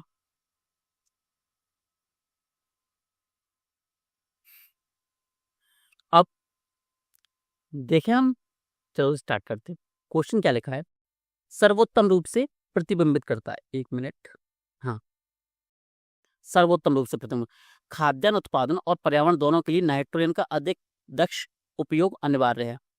लॉजिकली अगर हमने एनवायरनमेंट पढ़ा है तो ये हमें सही लग रहा है कि ये पॉइंट सही हो सकता है। लेकिन ये क्या पूछ रहा है? सर्वोत्तम पूछ रहा है। क्या पता इससे भी और अच्छा पॉइंट हो। संश्लिष्ट नाइट्रोजन उर्वरकों का उत्पादन बंद नहीं किया जा सकता क्योंकि इससे वैश्विक खाद्य सुरक्षा पर प्रतिकूल प्रभाव पड़ेगा। क्या अगर इसको हम लॉजिकली देखें तो क्या हम हमेशा से नाइट्रोजन का जो उर्वरक थे, फर्टिलाइजर थे, उसका यूज कर रहे थे? तब क्या दुनिया नहीं चल रही थी? अब एक और माइंड में चीज आएगी कि नहीं सर, पहले पॉपुलेशन कम थी, अब ज्यादा है। तो क्या जैविक खेती काम नहीं कर रही है? क्या सिक्किम पूरा राज्य जैविक बन चुका है? क्या सिक्किम में कोई प्रॉब्लम दिखी? हम बोलेंगे सर प्रॉब्लम तो नहीं दिखी सीधा सा। तो ये क्या ये सही हो सकता है? सर इसका तो सही होने के चांसेस हमको 30 से 50% लग रहे हैं, लेकिन अभी नहीं पता हमको इसकी कितने लग रहे थे हमको, कि हाँ ये लग रहा था 70% के आसपास। अधिक मात्रा में नाइट्रोजन का प्रयोग करने वाली फसलों के विकल्पों का अभिज्ञान कर उनकी खेती करनी चाहिए। सही है। नाइट्रोजन का अगर ये मना कर रहा है, यहाँ पर दक्ष उपयोग बोल रहा है, और एक बार ये बोल रहा है कि अधिक मात्रा में नाइट्रोजन का प्रयोग करने वाली फसलों के विकल्पों का विकल्प बोल रहा है ना, तो ठीक है, ये सही हो सकता है। संश्लिष्ट उर्वरकों के उपयोग वाली परंपरागत खेती करने की जगह कृषि वानिकी, एग्रो फॉरेस्ट्री, कृषि पारतंत्र, एग्रो इकोसिस्टम्स और जैविक खेती की जानी चाहिए। अब इसको तो हम सॉल्व करेंगे, आप अब अपने नोट्स में लिखिए एग्रो फॉरेस्ट्री और एग्रो इकोसिस्टम्स। अब इनके बारे में आपको पढ़ना है। हो सकता है, मुझे संभावना लगती है हर बार कि प्रीलिम्स में पूछे जा सकते हैं। जैसे कि मैंने आपको बताया था कि अंजीर वाला क्वेश्चन पूछा गया था। कब पूछा गया? 2024 में। क्वेश्चन नंबर कितना है वो? शायद क्वेश्चन नंबर एग्जैक्ट याद नहीं है, शायद वो 41 के आसपास होगा, लेकिन वो क्वेश्चन है आपका कौन सा है? 2022 का ही है वो क्वेश्चन। या मैं आपको एग्जैक्ट डेट एग्जैक्ट सन बता दूंगा आपको कि वो डायरेक्ट ऐसे ही कॉम्प्रिहेंशन से डायरेक्ट क्वेश्चन दिया था अंजीर वाला, जो कि 2024 से आपको पूछा गया। जब मैंने क्वेश्चन को पहली बार देखा तो मैं समझ गया था कि एग्जैक्ट आंसर इसका अंजीर ही है। क्यों? क्योंकि मैंने पहले से कॉम्प्रिहेंशन की प्रैक्टिस की हुई थी। मैंने उसी कॉम्प्रिहेंशन को लगभग 3 से 4 बार पढ़ा हुआ था। क्यों? क्योंकि मैंने सभी जो कॉम्प्रिहेंशन की प्रैक्टिस की थी वो 3 या 4 बार मैं कर चुका हूँ सीधा सा। नाइट्रोजन उपयोग दक्षता, इसकी माप की कोई पौधा उगने में नाइट्रोजन की कितनी मात्रा का उपयोग करता है। अब उपयोग दक्षता है क्या, इसने बता दिया कि पौधा उगने में नाइट्रोजन की कितनी मात्रा का उपयोग करता है। इसके विरुद्ध की पीछे प्रदूषण के रूप में क्या बचता है। यानी दक्षता क्या होती है कि कितना उपयोग करता है, ना कि ये बताता है कि प्रदूषण के रूप में लास्ट में बच क्या रहा है। कि एक वैश्विक विश्लेषण में बताया गया कि बहुत अधिक उर्वरक इस्तेमाल करने से जल मार्गों और वायु में प्रदूषण बढ़ेगा। एक अध्ययन में कहा गया है कि वर्तमान में नाइट्रोजन उपयोग दक्षता का वैकल्पिक औसत लगभग 0.4 है। इसका अर्थ है, एक मिनट रुकिएगा,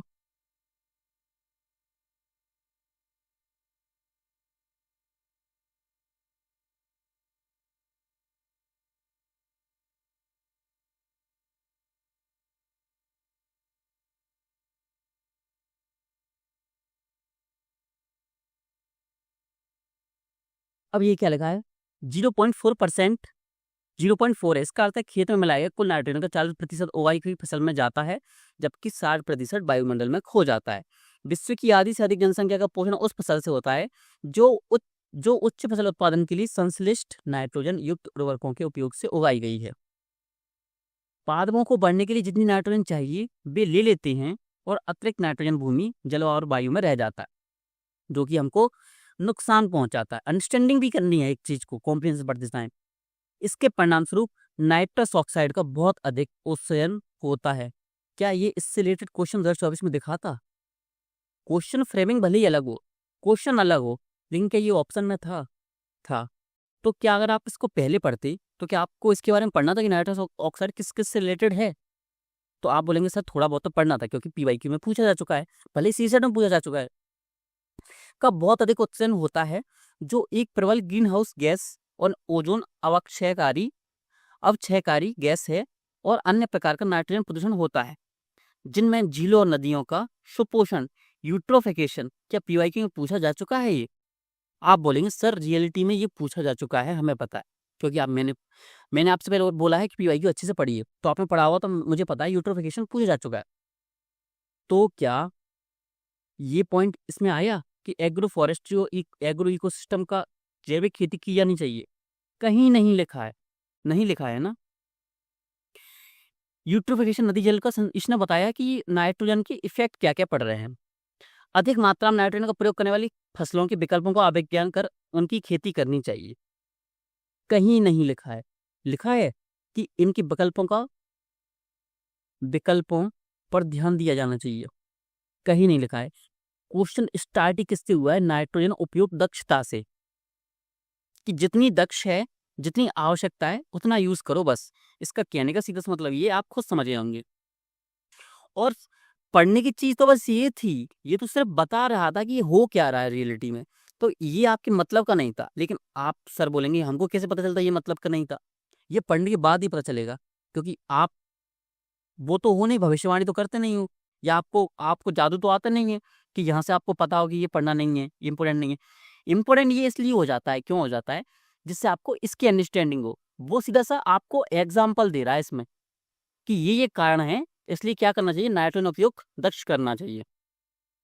हमारा ये गलत हो गया, ये गलत हो गया।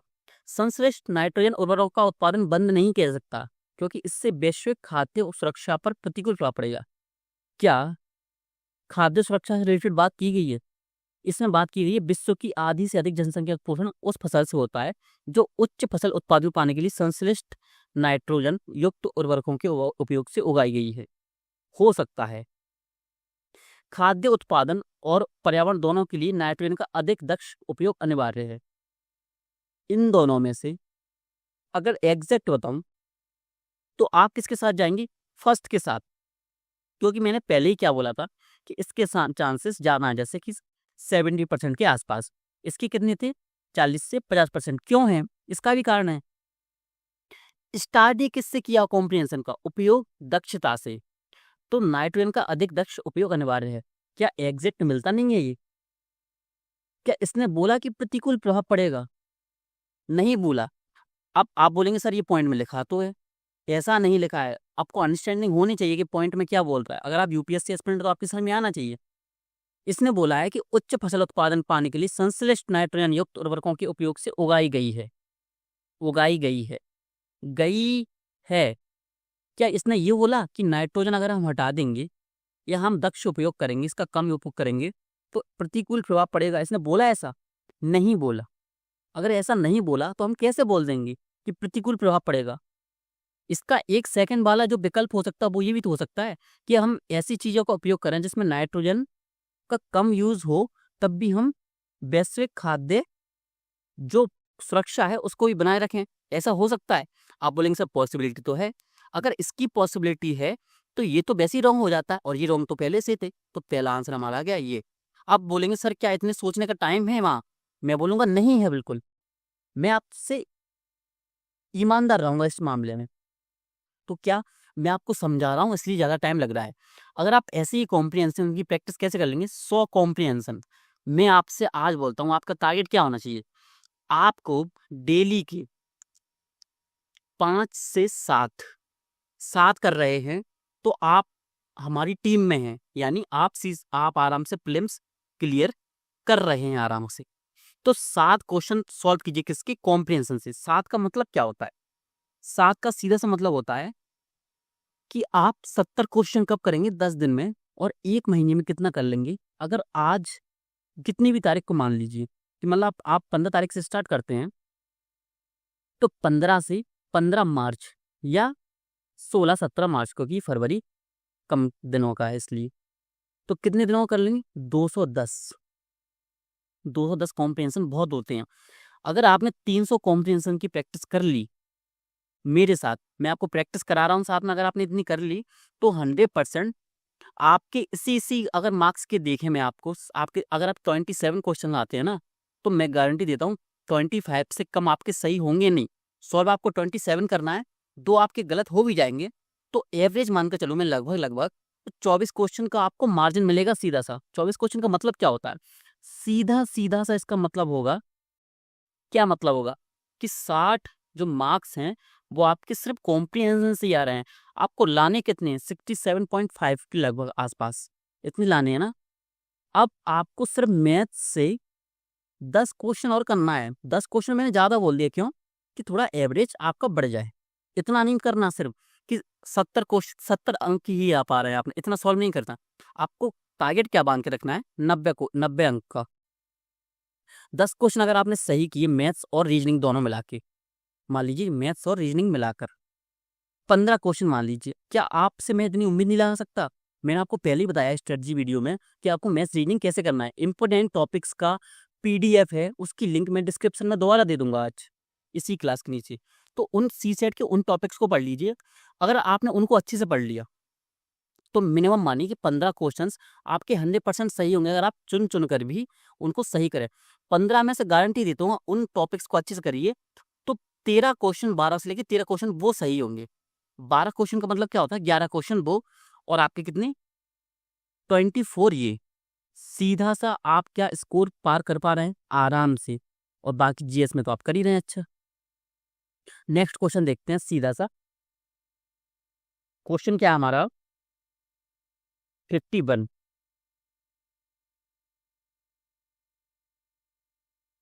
अब देखिए क्या लिखा है क्वेश्चन में, सर्वोत्तम रूप से प्रतिबिंबित करता है। मैं थोड़ा फास्ट पढ़ाता हूँ, आपकी क्लास थोड़ी लंबी नहीं हो जाए। ग्रामीण और जनजातीय क्षेत्रों और समुदाय की स्वामित्व वाली जमीनों के अन्य वृक्षों को खाद्य देने वाले वृक्षों से बदल देना चाहिए। क्या संभव है? वन अधिनियम के तहत क्या हम ऐसा कर सकते हैं? आपने पढ़ा होगा ना वन अधिनियम। तो आप पढ़ेंगे सर अनुसूचित क्षेत्रों में तो हम टच भी नहीं कर सकते उनके पेड़ों को, क्योंकि अगर हम उनको काटेंगे तो सीधे सीधे से मतलब क्या है ये कि हम वन को हटा रहे हैं। भले ही हम पौधे लगाएंगे, लेकिन जो पेड़ 20 से 30 साल में ग्रो होते हैं, तो 30 साल तक क्या वो वृक्ष बन पाएंगे? छोटे छोटे पौधे आप बोलेंगे सर नहीं बन पाएंगे, यानी बढ़ तो जाएंगे लेकिन क्या उतने बड़े हो पाएंगे? तो नहीं हो पाएंगे। तो आप वैसे एलिमिनेट कर दीजिए ना कि ये संभव है, कि एक्सट्रीम सिचुएशन देता है कि कर देना चाहिए। क्या संभव है? पूरे जनजाति क्षेत्र आपको पता है कितना बड़ा है? 10 राज्य तो किसमें आते हैं? आपके अनुसूचित क्षेत्र हैं। यहाँ पर अनुसूचित जनजाति क्षेत्र हैं, किन किन को छोड़कर? आपको याद होगी ना 5वीं अनुसूची कौन कौन सी है, इनको छोड़कर कौन कौन से? त्रिपुरा, मिजोरम, असम, मेघालय, इनको छोड़कर राज्यों में अनुसूचित जनजाति का क्षेत्र। तो 10 राज्यों में ना, आपको 10 राज्यों का भी पता होना चाहिए, याद होना चाहिए कि उसमें क्या है। हिमाचल प्रदेश है, राजस्थान है, मध्य प्रदेश है, गुजरात है, महाराष्ट्र है, उड़ीसा है, और भी है, छत्तीसगढ़ है, झारखंड है, मध्य प्रदेश है, तेलंगाना है। तो आपको ये याद होना चाहिए कि 10 राज्य कौन कौन से एग्जैक्ट। इनके अलावा अगर 11वां राज्य आ गया ना, तो आपको पता होना चाहिए कि 11वां राज्य कौन सा नहीं है। तो मेरे साथ या यूपीएससी हिंदी वॉरियर्स टीम के साथ तैयारी करोगे तो आपको पता चलेगा कि सीसेट के साथ आपको जीएस की भी तैयारी कैसे करनी है, सीधा सा। तो ये हमने एलिमिनेट कर दिया। भारत में वर्तमान परंपरागत कृषि प्रथा से खाद्य सुरक्षा सुनिश्चित नहीं की जा सकती। क्या ये एक्सट्रीम नहीं लग रहा है? नहीं लग रहा क्या? नहीं की जा सकती, पॉसिबिलिटी खत्म कर रहा है ये। क्यों कर रहा है? सुनिश्चित नहीं की जा सकती किससे? वर्तमान परंपरागत कृषि। क्या आज जो एग्रीकल्चर हो रहा है, जो हम प्रथाएं अपना रहे हैं, क्या उससे हमारी उत्पादन है वो कम हो रहा है? अरे भाई कम कहाँ हो रहा है। हम खुद आर्थिक सर्वेक्षण पढ़ते हैं, हम गेहूं, धान और कई सारी जो चीजें हैं उसमें सेकंड नंबर पे हैं। कुछ चीजों में तो हम फर्स्ट में हैं। फर्स्ट में क्या? दुग्ध उत्पादन में हैं, सीधा सा। है क्या? नहीं है। जूट में भी पहले पर हैं हम, जूट उत्पादन में भी पहले नंबर पे हैं।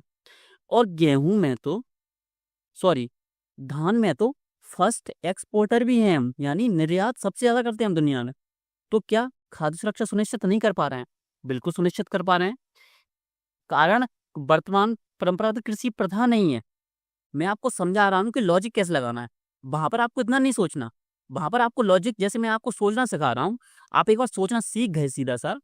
आपको एक सॉल्व करने में अगर आपसे 5 से 7 मिनट लगवा रहा हूँ मैं अभी आपसे, तो आपको 1 से 1.5 मिनट ही लगेगा सिर्फ सॉल्व करने में वहां पर।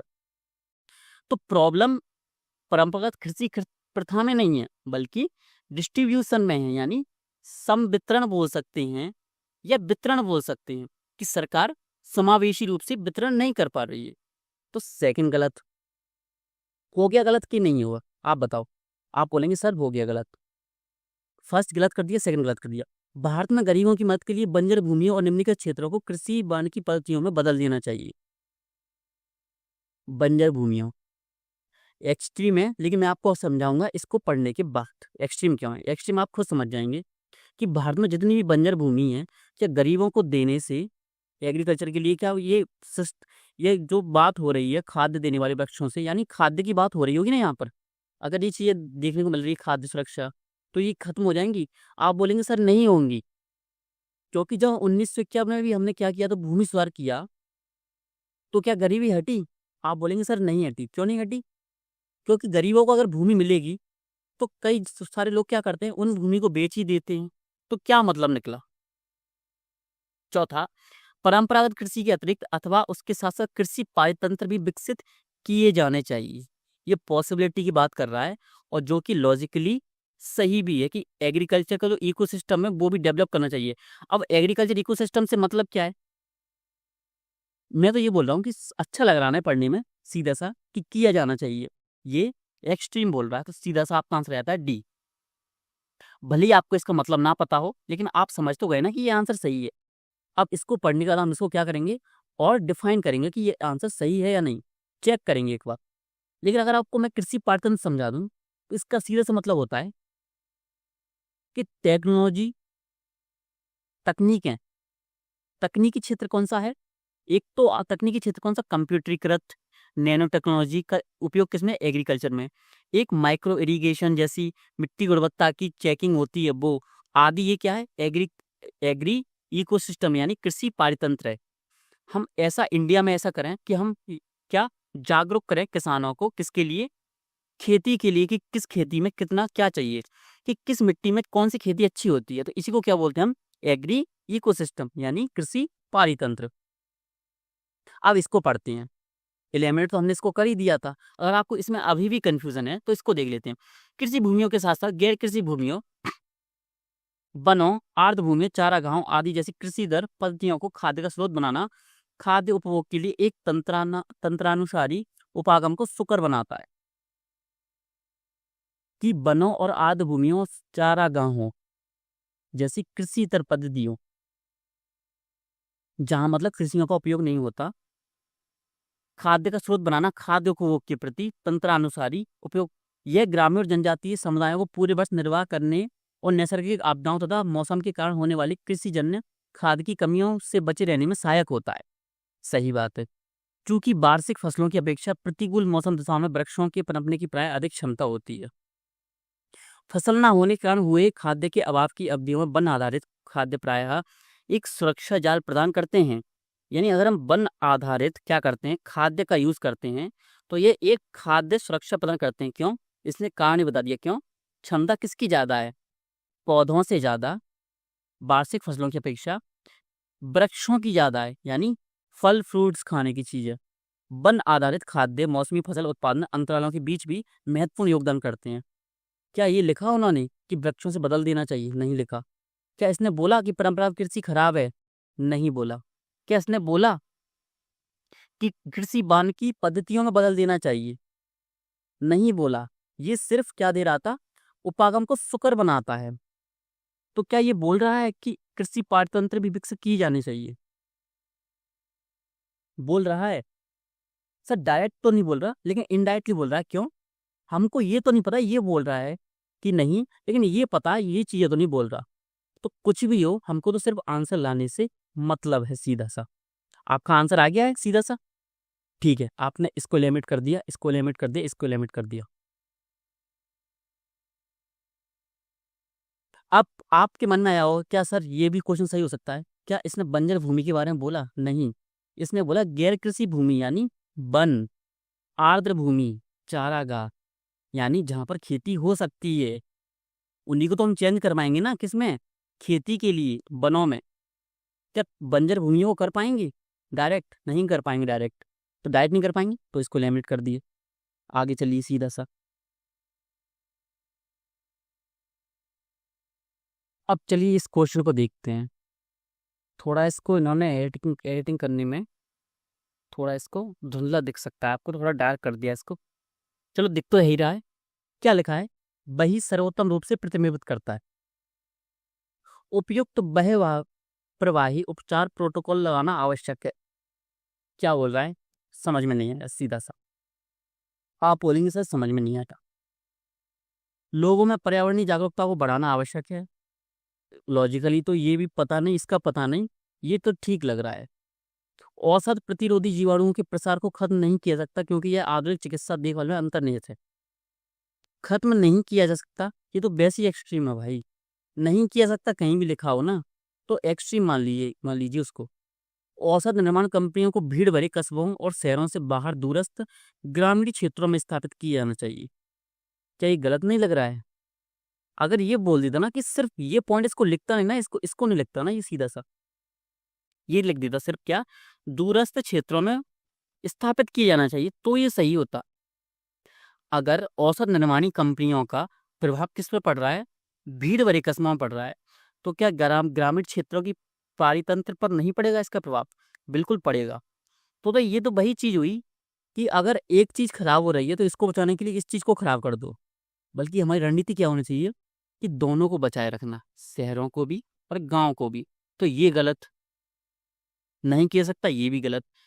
ये अच्छी चीज हो गई कि 50% चांसेस पर अब पहले ही आते। ये क्या लिखा है, प्रतिजैविकों के उपयोग और दुरुपयोग के अपसेवन के बारे में जागरूकता, आम जानकारी है, आम जानकारी। जैसे यह कि मुर्गी मुर्गियों को प्रतिजैविक खिलाने का क्या असर होता है। प्रतिजैविक निर्माता कंपनी द्वारा अपने अपशिष्ट को उपचारित न कराने से पर्यावरण पर जो अवसर होते हैं उनके विषय में अभी भी कुछ भी विस्तार या गंभीरता से बहुत कम चर्चा की गई है। प्रतिजैविक फैक्ट्रियों से होने वाला प्रदूषण औषधि प्रतिरोधी संक्रमणों को बढ़ा रहा है। औषध निर्माण संयंत्रों के चारों तरफ औषध प्रतिरोधी जीवाणुओं के होने का सबको संज्ञान है। यहाँ पर आपको एक ही चीज ध्यान रखना, सबको संज्ञान है। तो पर्यावरणीय जागरूकता बढ़ाना है। पर्यावरण की तो बात कर ही नहीं रहा ना, वो बात कर रहा है किसकी, पारितंत्र की। किसकी बात कर रहा है, वो बात कर रहा है औद्योगिक प्रदूषण की। तो क्या वो पर्यावरण जागरूकता की बात कर रहा है? नहीं कर रहा है। ये दो चीजें समझते हैं हम कि डायरेक्टली इसने पर्यावरणीय जागरूकता पर बात नहीं की है। अगर ये स्पेसिफिक लिखता किसकी, औद्योगिक प्रदूषण के बारे में जागरूकता को बढ़ाना आवश्यक है, तो ये पॉइंट सही हो सकता था। सेकंड, इसने बोला ये लाइन, औषध निर्माण संयंत्रों के चारों तरफ औषध प्रतिरोधी जीवाणुओं के होने का सबको संज्ञान है, यानी सबको पता है, लेकिन बोल कोई नहीं रहा और कोई कुछ काम कर नहीं रहा। तो ये भी पॉइंट गलत, क्योंकि इसने क्या बोला, लोगों में पर्यावरणीय जागरूकता को बढ़ाना आवश्यक है। क्या ये सही है? उपयुक्त यानी बाहर प्रवाही उपचार प्रोटोकॉल लगाना आवश्यक है। आवश्यक क्यों है? क्योंकि कि हम कुछ कर नहीं रहे हैं, तो क्या करना चाहिए? तो अगर मैं आपसे पूछूं क्या करना चाहिए, कभी भी किसी क्वेश्चन में, प्रीलिम्स में या मेंस में, अगर ऐसा क्वेश्चन आता है जो कि किससे रिलेटेड है, आपका लॉजिक से, तो आप खुद को बैठाइए उसकी जगह, लेखक की जगह खुद को बैठाइए, प्राइम मिनिस्टर की जगह खुद को बैठाइए, फिर खुद से सवाल कीजिए क्या मैं ऐसा करता? तो आप खुद से बोलेंगे कि हाँ सर, प्रोटोकॉल तो लगाना चाहिए, तभी इन चीजों को कम किया जा सकता है। तो सर्वोत्तम रूप से प्रतिनिधित्व कौन करता है? ये एलिमिनेट क्यों कर दिया मैंने? इस वजह से लास्ट लाइन इसने बोल दिया कि सबको संज्ञान है। तो ये तो सेकेंडरी चीज हो गई कि हाँ बढ़ाना है तो बढ़ाना है, लेकिन पता तो सबको है। जागरूकता तो देखिए करना चाहिए, लेकिन ये क्या बोल रहा है, पता सबको है। ये तो जरूरत है ही नहीं इसकी ज्यादा, तो जरूरत है लेकिन ज्यादा नहीं है। जरूरत किसकी है? एक ही। और इसने क्या बोला है, औषध प्रतिरोधी जीवाणु के प्रसार को खत्म नहीं किया जा सकता। भाई किया जा सकता है।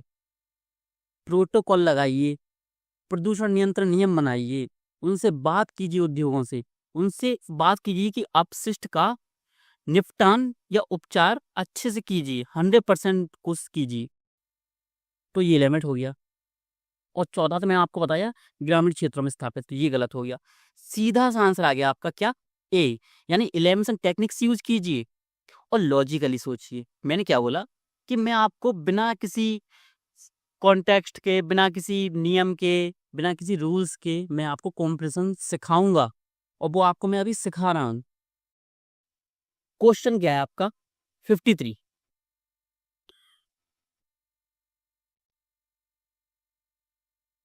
विश्व शक्ति बनने के लिए भारत को सार्वभौमिक गुणवत्ता शिक्षा में निवेश करने की आवश्यकता है। मैंने जीएस को पढ़ा है अच्छे से, सोसाइटी को। जब मैं ये बोलता हूं ना कि मेरे कहने का मतलब है आप सभी और इंक्लूडिंग मी, निवेश करने की आवश्यकता है। बिल्कुल सार्वभौमिक यानी यूनिवर्सल। यूनिवर्सल का मतलब क्या है? समावेशी। समावेशी का मतलब क्या है?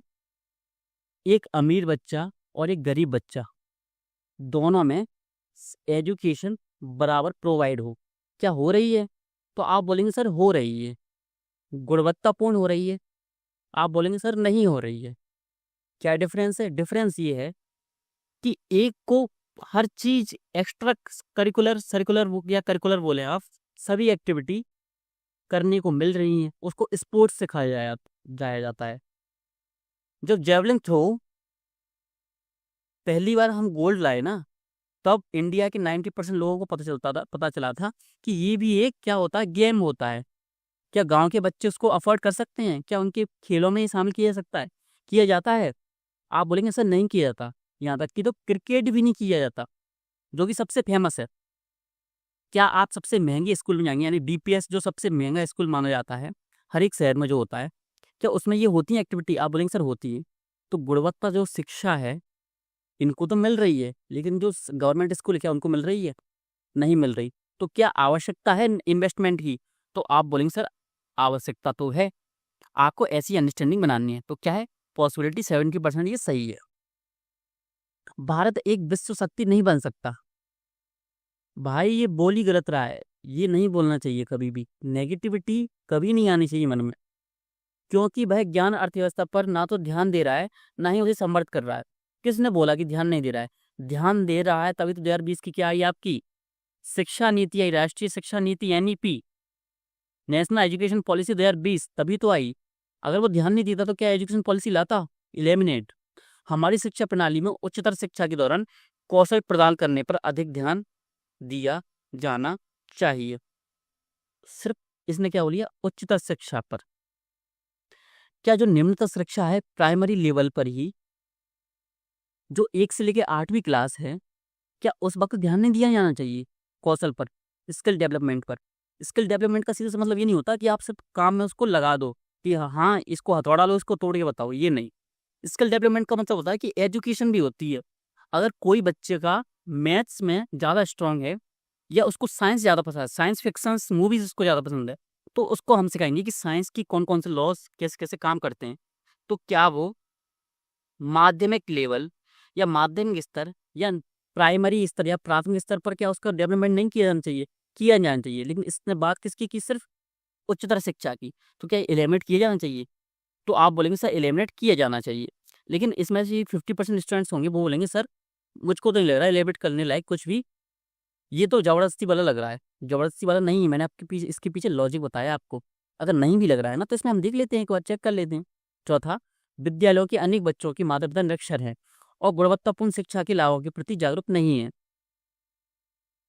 विद्यालयों के अनेक बच्चों की माता पिता निरक्षर हैं और गुणवत्तापूर्ण शिक्षा के लाभों के प्रति जागरूक नहीं है।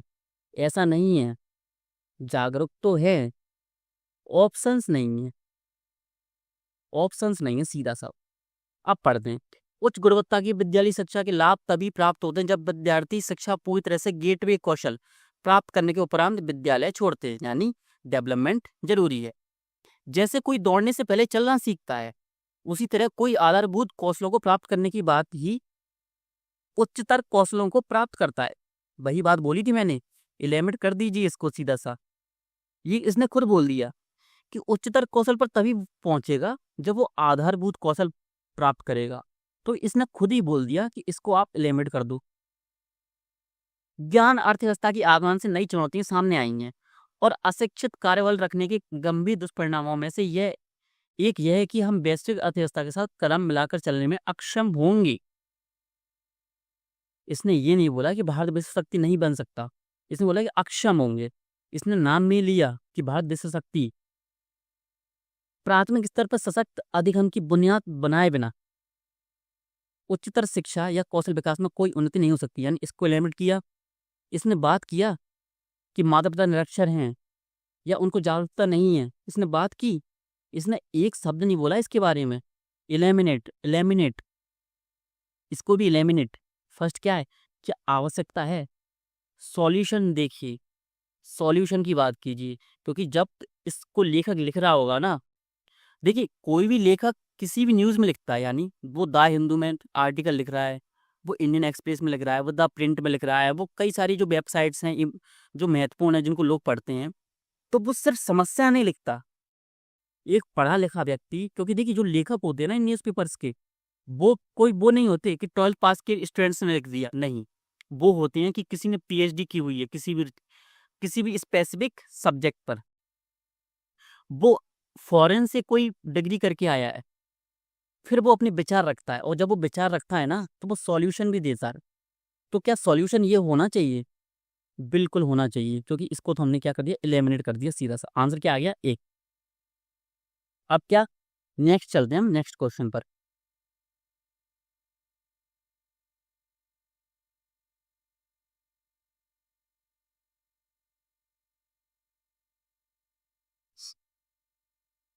सर्वोत्तम रूप से प्रतिबिंबित करता है।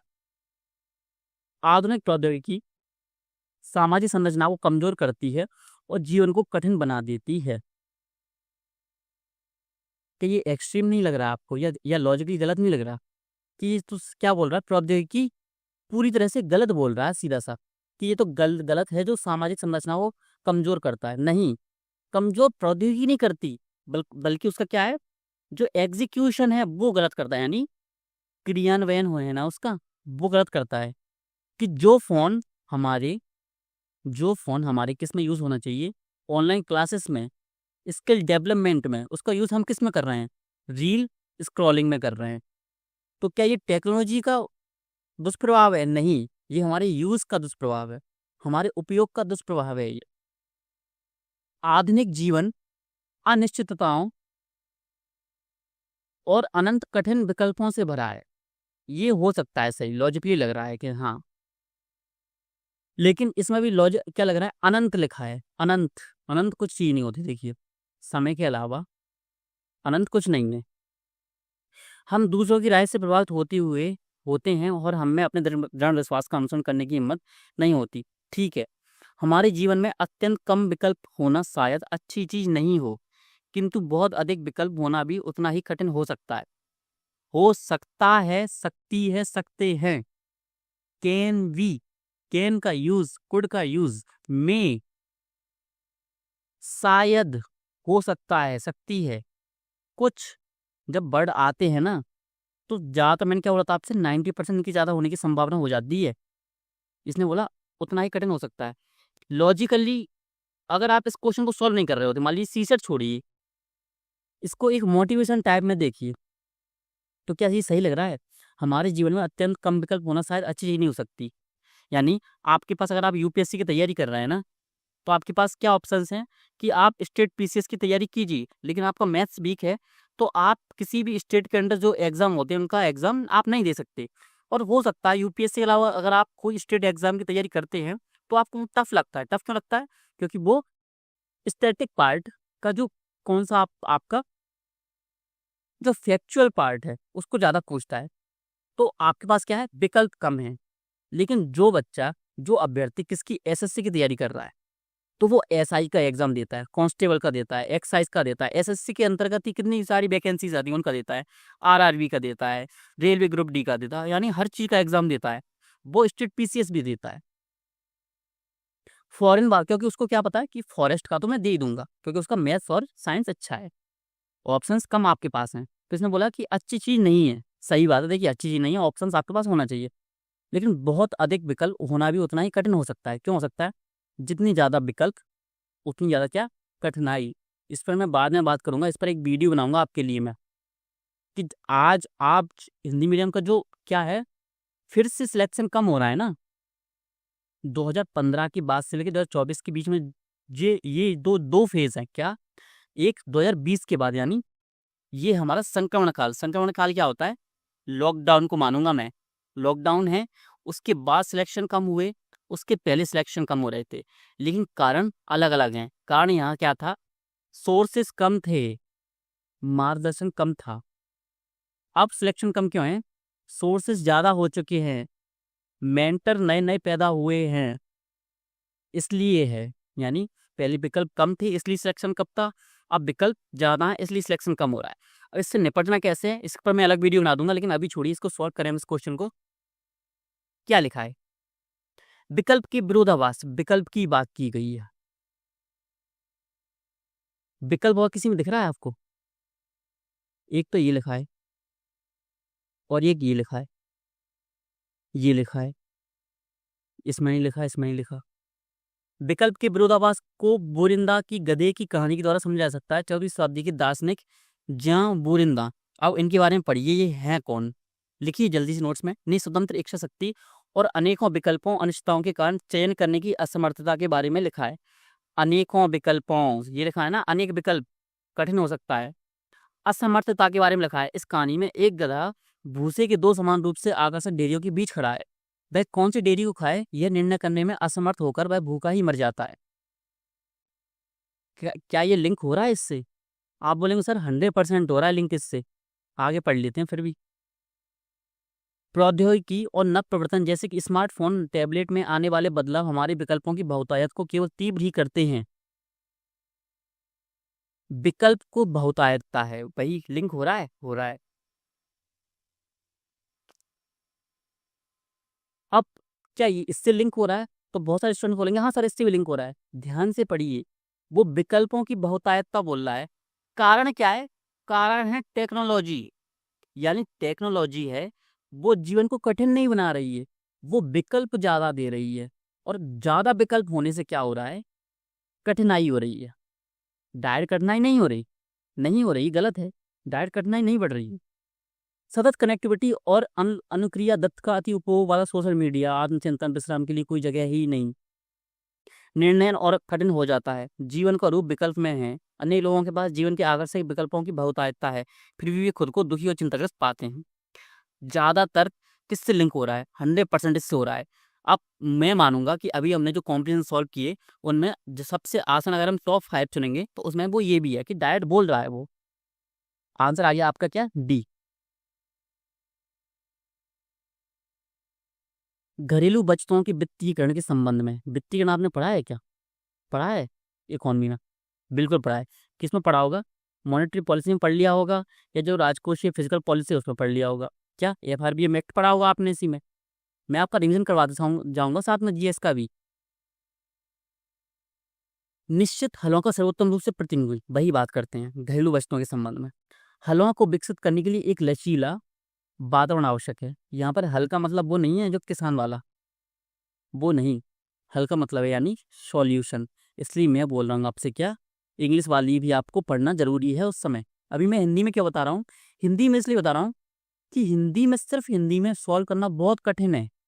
मैं आपको कठिनाई चीज को ही सिखाऊंगा। लास्ट वाले जो सॉल्व करवाऊंगा उसमें मैं आपको इंग्लिश भी डाल दूंगा, तो वो आपको ज़्यादा आसान लगेंगे।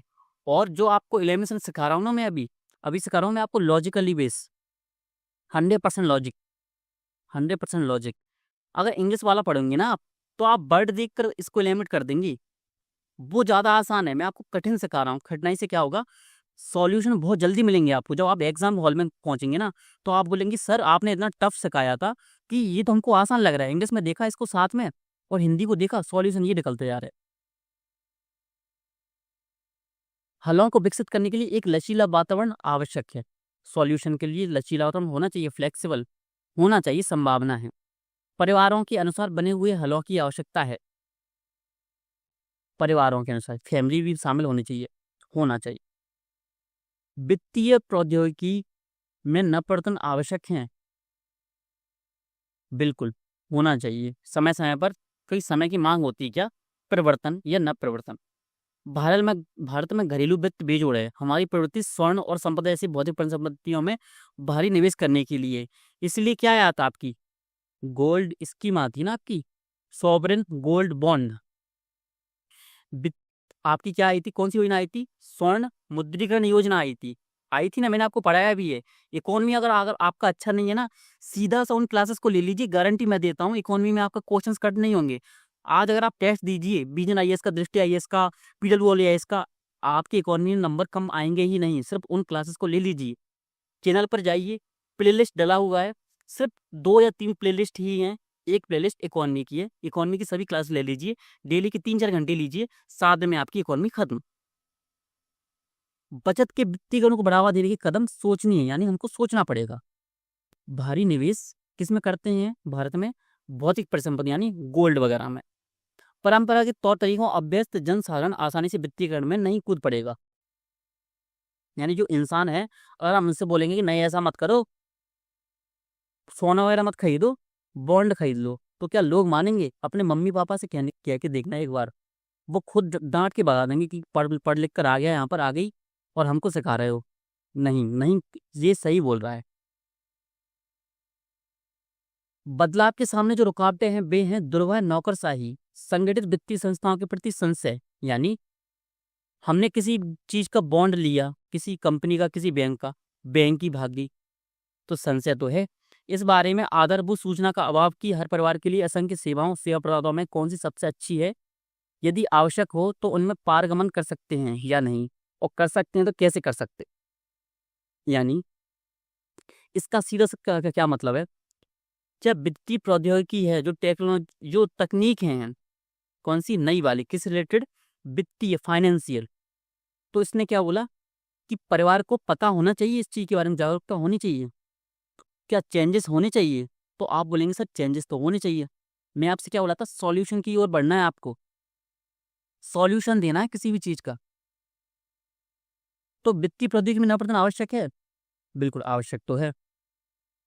इलेमिनेट, परिवारों के अनुसार अकॉर्डिंग बने हुए हलों की आवश्यकता है, क्योंकि अगर आप इन्होंने क्या बोला, इस लाइन को पढ़िए, पढ़ लिया इस लाइन को, नहीं होगा अगर परिवार को साथ में लेके नहीं चलोगे, फैमिलीज को साथ में लेके नहीं चलोगे, तो क्या ये हो पाएगा घरेलू बचतों का वित्तीकरण, तो आप बोलेंगे सर नहीं हो पाएगा। अगर मैं सेकंड को सही मानूं तो ये एलिमिनेट हो जाएगा।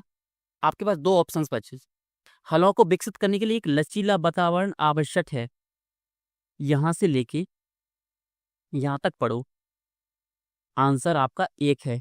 आराम से पढ़ लीजिएगा, अगर आपको लग रहा हो ना, थोड़ा सा वीडियो को रोकिए, क्लास को रोकिए थोड़ा सा और ले लीजिए सीधा सा आंसर, क्या आपका डी। डी क्या है, पॉसिबिलिटी बेसिस, पॉसिबिलिटी बेसिस है कि क्या किया जाना चाहिए, तो आप बोलेंगे सर इसमें एक भी एक्सट्रीम सेंटेंस नहीं दिया है कि ये बोले कि नहीं स्वर्ण मुद्रीकरण योजना में मूलभूत परिवर्तन करने की आवश्यकता है क्योंकि ये काम नहीं कर रही है, तो ये सेंटेंस गलत हो जाता है, ये स्टेटमेंट गलत हो जाता। देखिए अब, उपरोक्त परिच्छेद के आधार पर निम्नलिखित पूर्व धारणाएं बनाई गई हैं। पेटेंट कराने वालों को दिए गए पेटेंट संरक्षण के कारण पेटेंट वाली दवाएं सुलभ करने में जनसाधारण की क्रय शक्ति पर भारी बोझ पड़ता है। बात सही है। आपने देखा है अगर कोई कंपनी पेटेंट करा लेती है तो वो अपनी दवाई कितनी में भी बेचेगी, उसकी मर्जी है ना, कि मतलब वो कोशिश करेगी वो मैक्सिमम रेट में बेच सके, क्योंकि उसके पास पेटेंट है तो कोई दूसरी कंपनी बनाएगी नहीं, कोई दूसरी कंपनी उस दवाई को बनाएगी नहीं। तो अगर उस दवाई को बनाएगी नहीं तो क्या है, मोनोपोली होगी। मोनोपोली यानी एकाधिकार होगा, किसका, उस कंपनी का एकाधिकार होगा, तो क्या वो पैसे कमाने की कोशिश करेगी, करेगी, तो क्या भारी बोझ पड़ेगा, तो आप बोलेंगे सर बढ़ेगा। लॉजिक याद रखना, लॉजिक लगता है हर चीज में, भले जीएस का एग्जाम हो चाहे वो सीसेट का एग्जाम हो। औषधीय उत्पादों के लिए अन्य देशों पर निर्भरता विकासशील और गरीब देशों के लिए भारी बोझ है। क्या है, हाँ है। अभी मान के चलते हैं, हम इसमें और चेक कर लेंगे। अनेक देशों में लोक स्वास्थ्य नीति अभिकल्पित करने के दौरान जनसाधारण को खर्च वहन करने की योग्य कीमतों पर दवाएं उपलब्ध कराना मुख्य लक्ष्य होता है। अनेक देशों में क्या ऐसा होता है, अनेक देशों में नहीं होता, कुछ गिने चुने ही देश हैं जो ऐसा करते हैं कि उनका जो पैसा है वो उपलब्ध कराते हैं उनके लिए, या दवाएं सस्ती करते हैं। ऐसा किस देश का नाम सुन लिया आपने, सिर्फ अमेरिका का सुना होगा। अमेरिका का भी इतना नहीं है, अगर डॉलर के अकॉर्डिंग आप उनकी कमाई को देखो ना, तो उनका बहुत बड़ा परसेंट किस में चला जाता है, मेडिकल में चला जाता है। अगर देखें तो सिर्फ अमेरिका ही ऐसा देश है, अमेरिका के साथ कुछ देश और हो सकते हैं जिनमें ऐसा होता हो, लेकिन इसने क्या लगा, अनेक देशों में, इसलिए क्या इलेमिनेट कर दीजिए सीधा सा। अब एक और दो या एक और चार अभी देख लें। सरकार के लिए ये आवश्यक है कि वह पेटेंट करने वालों के अधिकारों और रोगियों की आवश्यकता के बीच संतुलन, बैलेंस तो यूपीएससी वालों को बनाना है ना सीधा सा। तो ये बोल रहा अगर बैलेंस जरूरी है तो बैलेंस तो भाई हर चीज में जरूरी है, तो बैलेंस की बात हो गई, तो लॉजिकली करेक्ट है ये भाई, लॉजिकली करेक्ट। मैंने इसको लिमिट किया था ना अभी, चार किस्में हैं, इसमें है। मेरा तो आंसर आ गया ही है। अब चेक कर लेते हैं। औषधीय पेटेंट पेटेंट कराने वालों को पेटेंट अवधि के लिए संरक्षण प्रदान करते हैं, ये तो बता रहा है। पेटेंट कराने वालों को यह स्वतंत्रता मिलती है कि वे दवाओं की कीमतें निर्धारित करें जो एकाधिकार की अवधि तक के लिए समय सीमित हो, किंतु हो सकता है कि जनता खर्च ना झेल पाए, बोझ पड़ता है, यह विश्वास किया जाता है। ये सही है ना पहले वाला, इससे यहाँ तक पता लग गया।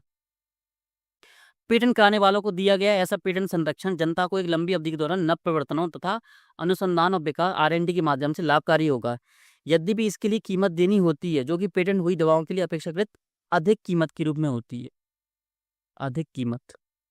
यद्यपि यह पेटेंट व्यवस्था और कीमत संरक्षण पेटेंट के रहने के दौरान दवा की कानूनी रूप से वैध ऊंची कीमत के माध्यम से है, यानी लीगल भी है ये चीज़ कि आप महंगी कर सकते हैं, लेकिन सरकार को भी इस चीज़ पर एक लगाना पड़ता है कि देखिए अगर आप 1 रुपए की कोई मेडिसिन बना रहे हैं, तो आप मैक्सिमम उसको 5 या 7 रुपए की बेचिए, इससे ज़्यादा नहीं। ऐसा नहीं कि 1 रुपए की मेडिसिन आप 50 रुपए में बेच रहे हैं, ऐसा नहीं। लीगल है 5 से 7 रुपए, लेकिन 5 से 7 रुपए का मतलब क्या होता है कि 1 रुपए की चीज़ आप 5 से 7 रुपए में बेच रहे हैं, यानी 500-700 गुना ज़्यादा। अनुसंधान पर आई लागतों का प्रतिफल प्राप्त करने के लिए वैध क्रिया पद्धति उपलब्ध कराते हैं। क्या इसने बोला कि विकासशील और गरीब देशों के बारे में इसने बोला? ये सिर्फ पेटेंट की बात कर रहा है और किसकी बात कर रहा है? खर्च बढ़ने की, कि जनता पर प्रभाव पड़ रहा है प्रतिकूल, किसके अकॉर्डिंग? पैसा नहीं है भाई। बात यही है ना इसकी। क्या इसने ये वाली बात की? नहीं की। इसको हटाइए। क्या 4 सही है? क्या बैलेंस करना चाहिए? प्रॉब्लम ये है कि ये सॉल्यूशन है। आप बोलेंगे 100% सॉल्यूशन यही है, तो क्या सही होना चाहिए? आप बोलेंगे सर अगर सॉल्यूशन ये है तो सही होना चाहिए, तो 4 सही है 4 दोनों में। क्या ये लिख कर आ रहा है इसमें? तो ना नप्रतन ये लिखा है, देखिए इसके लिए एक कीमत होती है, अधिक कीमत के रूप में होती है। एक यहाँ लिखा है जनता खर्च ना झेल पाए, 2 जगह लिखा है। क्या ये लिखा है? ये लिंक हो रहा है इससे? आप बोलेंगे सर लिंक हो रहा है, एक सही है। क्या 3 हो रहा है? मुख्य लक्ष्य होता है। क्या इसने बोला कि अनेक देश ऐसा करते हैं? करते हैं, कहीं लिखा है? एक भी जगह नहीं लिखा है भाई। नहीं लिखा है तो 3 को एलिमिनेट कर दीजिए। कर दिया आपने? सेकंड को एलिमिनेट कर दीजिए। आंसर आ गया बी।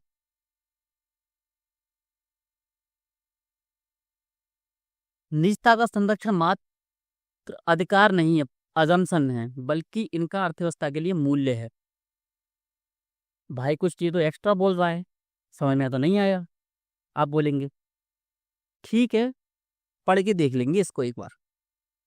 निजता और नवप्रवर्तन के बीच एक आधारभूत कड़ी है। हो सकता है, पॉसिबिलिटी तो रहती है हर चीज की। पता नहीं है, इसको पढ़ना पड़ेगा। इसमें तो हम ना लॉजिक लगा पा रहे हैं, ना पॉसिबिलिटी, ना एलिमिनेशन, कुछ भी नहीं।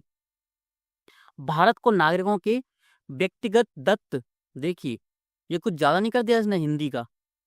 मैं बोल रहा हूँ ना कि मंगल ग्रह से होती है इसकी, जो ट्रांसलेशन होता है ना वो मंगल ग्रह से होता है, इसलिए टफ हो रहा है एग्जाम हिंदी मीडियम वालों के लिए। इसलिए हमेशा इंग्लिश की भी याद लगाइए। डेटा निरापद, ये क्या है भाई? और संरक्षित रखते हुए डिजिटल अर्थव्यवस्था की समृद्धि को सुनिश्चित करना चाहिए। अब ठीक है, मैं तो अंडरस्टैंडिंग कर लेता हूँ क्योंकि हिंदी पर मेरी थोड़ी ठीक ठाक है। ऐसा नहीं मैं प्रोफेसर हूँ, नहीं, मैं तो एक स्टूडेंट हूँ साधारण सा आपकी तरह ही। थोड़ी सी एक्स्ट्रा आती है आपसे, मतलब 1% ज़्यादा होगी बस। हो सकता है आप में से भी कई स्टूडेंट्स हों मुझसे ज़्यादा इंटेलिजेंट हों, कुछ भी हो सकता है, लेकिन हिंदी में मैं समझ लेता हूँ बस। समृद्धि को सुनिश्चित करना चाहिए। कोई भी ऐसे वातावरण में जहाँ निगरानी होती है, या ऐसी जगह में जहाँ किसी व्यक्ति की निजी जानकारी संकट में हो, न प्रवर्तन नहीं करेगा। दोबारा पढ़ते हैं, समझ में ना आया हो तो। भारत को नागरिकों के डेटा को निरापद और संरक्षित रखते हुए डिजिटल अर्थव्यवस्था की समृद्धि को सुनिश्चित करना चाहिए। अर्थव्यवस्था का नाम आ गया। कोई भी ऐसे वातावरण में जहाँ निगरानी होती है, या ऐसी जगह होती है जहाँ किसी व्यक्ति की निजी जानकारी संकट में हो, न प्रवर्तन नहीं करेगा, यानी इनोवेशन ज़्यादा नहीं करेगा उसका, यानी कुछ नई टेक्नोलॉजी नहीं अपनाएगा। क्यों नहीं अपनाएगा? क्योंकि उसकी निजी जानकारी बाहर चली जाएगी, लीक हो जाएगी। डेटा का मूलभूत नियंत्रण उन्हीं व्यक्तियों के पास होना चाहिए जिनसे ये सृजित होते हैं। उन्हें ही उनको जैसा वे चाहें उपयोग के लिए सुलभ, प्रतिबंधित या मुद्रीकृत करना चाहिए। इसलिए डेटा संरक्षण कानून द्वारा सही प्रकार का नवप्रवर्तन, जो प्रयोक्ता केंद्रित और नेतृत्व संरक्षी हो, सुकर होना चाहिए। क्या निजता और नवप्रवर्तन के बीच एक आधारभूत कड़ी है? आप बिल्कुल बोलेंगे सर, जिन्होंने ध्यान से पढ़ लिया वो तो बोलेंगे कि हाँ सर बिल्कुल है। क्यों है? हमने ये लाइन पढ़ ली ना, हमने सीधा सा। नवप्रवर्तन नहीं करेगा, नहीं करेगा, यानी इससे कुछ ना कुछ तो प्रभाव पड़ रहा है। अगर हम एक पढ़े लिखे एस्पिरेंट हैं यूपीएससी के, तो हमको तो पता नेगेटिव इफेक्ट पड़ रहा है, नेगेटिव इफेक्ट पड़ रहा है, तो आधारभूत कड़ी तो है, तभी तो मना कर रहा है कि नवप्रवर्तन नहीं करेगा। ऐसा वातावरण जहाँ, तो ये पॉइंट सही है। निजता का संरक्षण मात्र अधिकार नहीं, बल्कि इसका अर्थव्यवस्था के लिए मूल्य है। मूल्य कहाँ है? ये लिखा है, प्रतिबंधित मुद्रीकृत करना। डेटा का प्रयोग क्या अर्थव्यवस्था को प्रभावित करता है। गूगल, यूट्यूब, आपका इंस्टाग्राम, कुछ भी सोशल मीडिया जो ऐप्स हैं, क्या वो आपका डाटा उपयोग आपकी परचेसिंग पावर पर इफेक्ट डालते हैं। क्यों? अगर आप यूट्यूब पर सर्च करेंगे ना कि बेस्ट क्लॉथिंग चीज़ें करेंगे, या बोलेंगे बेस्ट शूज़ फॉर बेडिंग, अगर आपने यूट्यूब पर सर्च कर लिया ना, इंस्टेंट आप पर नोटिफिकेशन आने लगेंगे। कहाँ से? गूगल से। अगर आप इंस्टाग्राम चलाएंगे, फेसबुक चलाएंगे, तो वहाँ पर भी ऐड किसके आने लगेंगे? शूज़ के आने लगेंगे। तो क्या प्रभावित करता है? प्रभावित करता है, रियलिटी में करता है। तो क्या दोनों सही होना चाहिए? होना चाहिए सर, कि ये भी इससे लिंक है, ये भी इससे लिंक है। आपका आंसर सी। अब नेक्स्ट देखते हैं हम 71। इस परिच्छेद का लेखक जो कहना सर्वाधिक रूप से संभावित बोल रहा है, प्रतिबिंबित। स्कूलों और कॉलेजों में नामांकन उच्च है, लेकिन शिक्षा में गुणवत्ता का अभाव है। रियलिटी है, लॉजिकली सही है, लेकिन सर्वाधिक संभावित पूछ रहा है। यानी हो सकता है सभी पॉइंट सही हो, लेकिन सर्वाधिक कौन सा है, सबसे ज्यादा कौन सा है? बेरोजगारी को युवा भारतीयों में एक निश्चित रूप से बढ़ती हुई शिक्षा और आकांक्षाओं के फलन के रूप में देखा जाना चाहिए। बढ़ती हुई शिक्षा और आकांक्षाओं के फलन के रूप में देखा जाना चाहिए किसको? बेरोजगारी को। विशाल संख्या में बेरोजगार लोगों को समायोजित करने के लिए कोई श्रम गिरफ्तार वाले उद्योग नहीं है। भाई गलत है ये एक्सट्रीम। क्यों नहीं है उद्योग? हैं उद्योग। विदेशी लोग क्या कर रहे हैं? चाइना क्या कर रहा है? क्या चाइना में जो उद्योग चल रहे हैं, क्या वो इंडिया में नहीं चल सकते? चल सकती हैं। क्या चाइना की जो लेबर है, लेबर जो वर्ग होता है हमारा, जो श्रमिक वर्ग है, वो काम नहीं करता चाइना में? करता है ना। तो क्या इंडिया में काम नहीं कर सकता? उन उद्योगों में कर सकता है। तो लॉजिकली गलत। शिक्षा प्रणाली को समुचित रूप से अभिकल्पित किया जाना चाहिए ताकि शिक्षित लोगों के लिए स्वरोजगार सुकर हो। शिक्षित लोगों के लिए नहीं, बल्कि जो अशिक्षित लोग हैं उनके लिए भी रोजगार बनाया जाना चाहिए। यानी ये भी गलत, सीधा सा। अब इसका आंसर क्या होना चाहिए? पढ़ते हैं इसको। भारत में यद्यपि बेरोजगारी दर अर्थव्यवस्था के अल्प निष्पादन हेतु बार बार प्रयुक्त किया जाने वाला मानदंड है, फिर भी स्कूल और कॉलेजों में बढ़ती नामांकन की दिशाओं के अंतर्गत इससे गलत तस्वीर चित्रित होती है। बताई गई बेरोजगारी दर प्रभावी रूप से उन युवा भारतीयों के अनुभव पर आधारित होती है जिन्हें उच्चतर रोजगार चुनौतियों का सामना करना होता है, जो अधिक उम्र वाले समकक्षों की अपेक्षा सही कार्य करने के लिए प्रतीक्षा करने में अधिक तत्परता दिखाते हैं। यानी होता क्या है, जिसमें आपसे पूछूं कि आप आज रोजगार चाहते हैं, मैं आपको क्या बनाऊंगा? कांस्टेबल बना दूंगा। मैं आपको 2 साल बाद एक रोजगार दूंगा, मैं आपको एसडीएम बनाऊंगा। तो आप इसमें से क्या चुनेंगे? 99.9% स्टूडेंट्स एसडीएम को चुनेंगे, भले ही 2 साल लग जाएं। तो क्या है? प्रतीक्षा करने में अधिक तत्परता दिखाते हैं, यानी प्रतीक्षा कर लेंगे। उनको इंस्टेंट नहीं चाहिए, उनको चाहिए अपनी जो पढ़ाई है उसके अकॉर्डिंग। माध्यमिक अथवा उच्चतर शिक्षा वाले लोगों की लिए बेरोजगारी की चुनौती कहीं अधिक है। यानी जो पढ़े लिखे लोग हैं उनके लिए चुनौती कई अधिक है, और बढ़ती हुई शिक्षा के स्तर पर बेरोजगारी की चुनौतियों को और बढ़ा देते हैं। यानी शिक्षा का स्तर जो बढ़ रहा है ना, कि हर एक व्यक्ति अगर पीएचडी कर लेगा तो कहाँ से लाएंगे रोजगार? आज जो स्थिति है भारत की वो क्या है कि कट ऑफ ज्यादा क्यों जा रहा है? क्योंकि बच्चे पढ़ रहे हैं, एजुकेशन अच्छा कर रहे हैं अपना। तो क्या बेरोजगारी को बढ़ा रहा है? बिल्कुल बढ़ा रहा है, क्योंकि रोजगार है ही नहीं ना। जरूरत किसकी है? स्वरोजगार की जरूरत है। क्या इसने बोला? आपको ये लग रहा है? बहुत से स्टूडेंट्स को लग रहा होगा ये दोनों तो गलत ही हो गए। स्वरोजगार की बात हुई यहाँ पर? बात तो नहीं हुई, लेकिन हो सकता है सही किया जाना चाहिए। लेकिन इसकी अगर मैं इंस्टेंट बात करूँ ना कि संभावित रूप सर्वाधिक रूप से संभावित क्या है, संभावित रूप से क्या लग रहा है ये? इसने स्वरोजगार की बात नहीं की, ये सिर्फ परेशानियां बता रहा है। क्या बता रहा है? कि बढ़ते हुए नामांकन, जरूरत किसकी है हमको?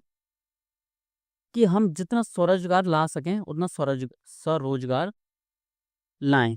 सीधा सा मतलब। अब स्कूल और कॉलेजों में नामांकन उच्च है लेकिन शिक्षा में गुणवत्ता का अभाव है। कहीं इसमें लिखा, इसमें लेखक ने लिखा कि शिक्षा गुणवत्ता में अभाव है। खुद से दिमाग नहीं लगाना, क्या इसने बोला? खुद से लॉजिक तो लगाना है, लेकिन लॉजिक के साथ पहले इसका दिमाग लगाना। लेखक ने ऐसा लिखा? नहीं लिखा सर। बेरोजगारी को युवाओं भारतीयों में निश्चित रूप से बढ़ती हुई शिक्षा और आकांक्षाओं के फलन के रूप में देखा जाना चाहिए। क्या ये डायरेक्ट नहीं बोल रहा इस चीज को? ये यहाँ से लेके यहाँ तक अगर इतना पढ़ लो, सीधा सा ये देखने को मिल रहा है, ना ये देखने को मिल रहा है या ना ये देखने को मिल रहा है। इसने क्या बोला है? संभावित रूप से प्रतिबिंबित कर रहा है। अगर ये बोलता ना सर्वोत्तम रूप से क्या है, युक्ति संगत, तो क्या देखते हैं हम? तब देखते हैं हम क्या? सॉल्यूशन। ये सिर्फ ये बोल रहा है, इसको सॉल्यूशन नहीं चाहिए। देखिए जैसे मैं आपको अभी बता रहा था ना कि पूर्व धारणा क्या होती है। अजम्पशन में क्या करता है जो वो क्या करता है लेखक, अजम्पशन वाले में लेखक क्या करता है? सॉल्यूशन देता है कि सॉल्यूशन ये होना चाहिए। तो आप बोलेंगे सर सॉल्यूशन होना चाहिए, जैसे इस वाले में देखिए सॉल्यूशन, पूर्व धारणा है सॉल्यूशन। लेकिन क्वेश्चन में इसने क्या पूछा? तो आप हिंदी में कुछ मत पढ़िए, सिर्फ समझिए कि संभावित रूप से प्रतिबिंबित क्या कर रहा है। वो बोल रहा है कि कांच में अगर मैं किसी चीज को परिवर्तित कर रहा हूँ, प्रतिबिंबित कर रहा हूँ, तो इंस्टेंट दिख क्या रहा है हमको? तो इंस्टेंट तो हमको ये दिख रहा है कि ये बोल ये रहा है, ना कि सॉल्यूशन। जबकि वो पूर्व धारणा बताता है, तो पूर्व धारणा में लेखक की क्या होती है? सॉल्यूशन वाली प्रवृत्ति भी होती है, वो सॉल्यूशन भी देता है साथ में, तब हमारा सॉल्यूशन वाला विकल्प सही होता है। अब लिखने की चीज क्या है? अब आप ना रजिस्टर में लिखो, वो लिखो कि जब वो ये बोले ना कि सर्वाधिक संभावित रूप से प्रतिबिंबित करता है, तो जो लिखा है ना वो किस पॉइंट से ज्यादा सिमिलर है, यानी समानता रखता है, वही हमारा आंसर होता है। मैंने क्या बोला था? मैं साथ साथ में आपको कुछ रूल्स लिखवाते जाऊंगा, सिर्फ उन रूल्स को देखना है। अगर वो सॉल्यूशन को बोलता ना, तब सॉल्यूशन हमारा ये होता। लेकिन ये भी हमारा गलत क्यों है? सिर्फ शिक्षित लोगों की बात कर रहा है, लेकिन इसमें बात किसकी है? बेरोजगारी की भी है। स्वरोजगार कब होता हमारा? अगर ये आंसर दो प्रकार से हमारा गलत है। एक हो रहा है कि अशिक्षित लोग हैं उनके लिए भी तैयार होना चाहिए, तो लॉजिकली गलत है। सेकंड, इसमें हमको सॉल्यूशन नहीं देना है बल्कि प्रतिबिंबित करना है, तो दूसरा हमारा सही है। यहाँ से यहाँ तक पढ़ लीजिए, डायरेक्ट इसी से कनेक्ट हो रहा है। 72 है ना? इस क्वेश्चन में खुद यूपीएससी को ही पता था सिर्फ आंसर की देने से पहले कि आंसर क्या है। 100% ये क्वेश्चन गलत हुआ था 90% स्टूडेंट्स का, भले ही कितना लॉजिक लगा लो आप। मैंने क्या बोला था पहली सी सेट में कि अगर आपको 27 क्वेश्चन मिल रहा है ना, तो 2 और 3 क्वेश्चन आपको ऐसे मिलेंगे जिसमें सिर्फ यूपीएससी को ही पता है आंसर क्या है। तो ये आंसर मैं आपको दे रहा हूँ, आप इसको सॉल्व कीजिएगा। पहले आंसर मैं आपको अभी बता दूं तो बी है इसका, लेकिन आपको ये हटा दीजिए माइंड से कि इसका आंसर बी है।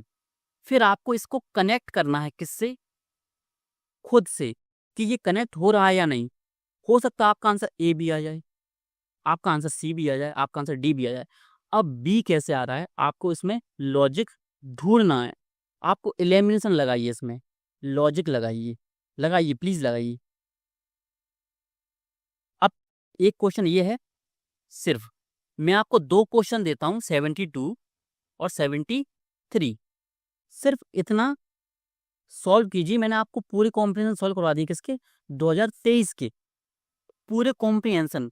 अब प्रैक्टिस के लिए मैंने आपको 2 कॉम्प्रिहेंशन दिए हैं।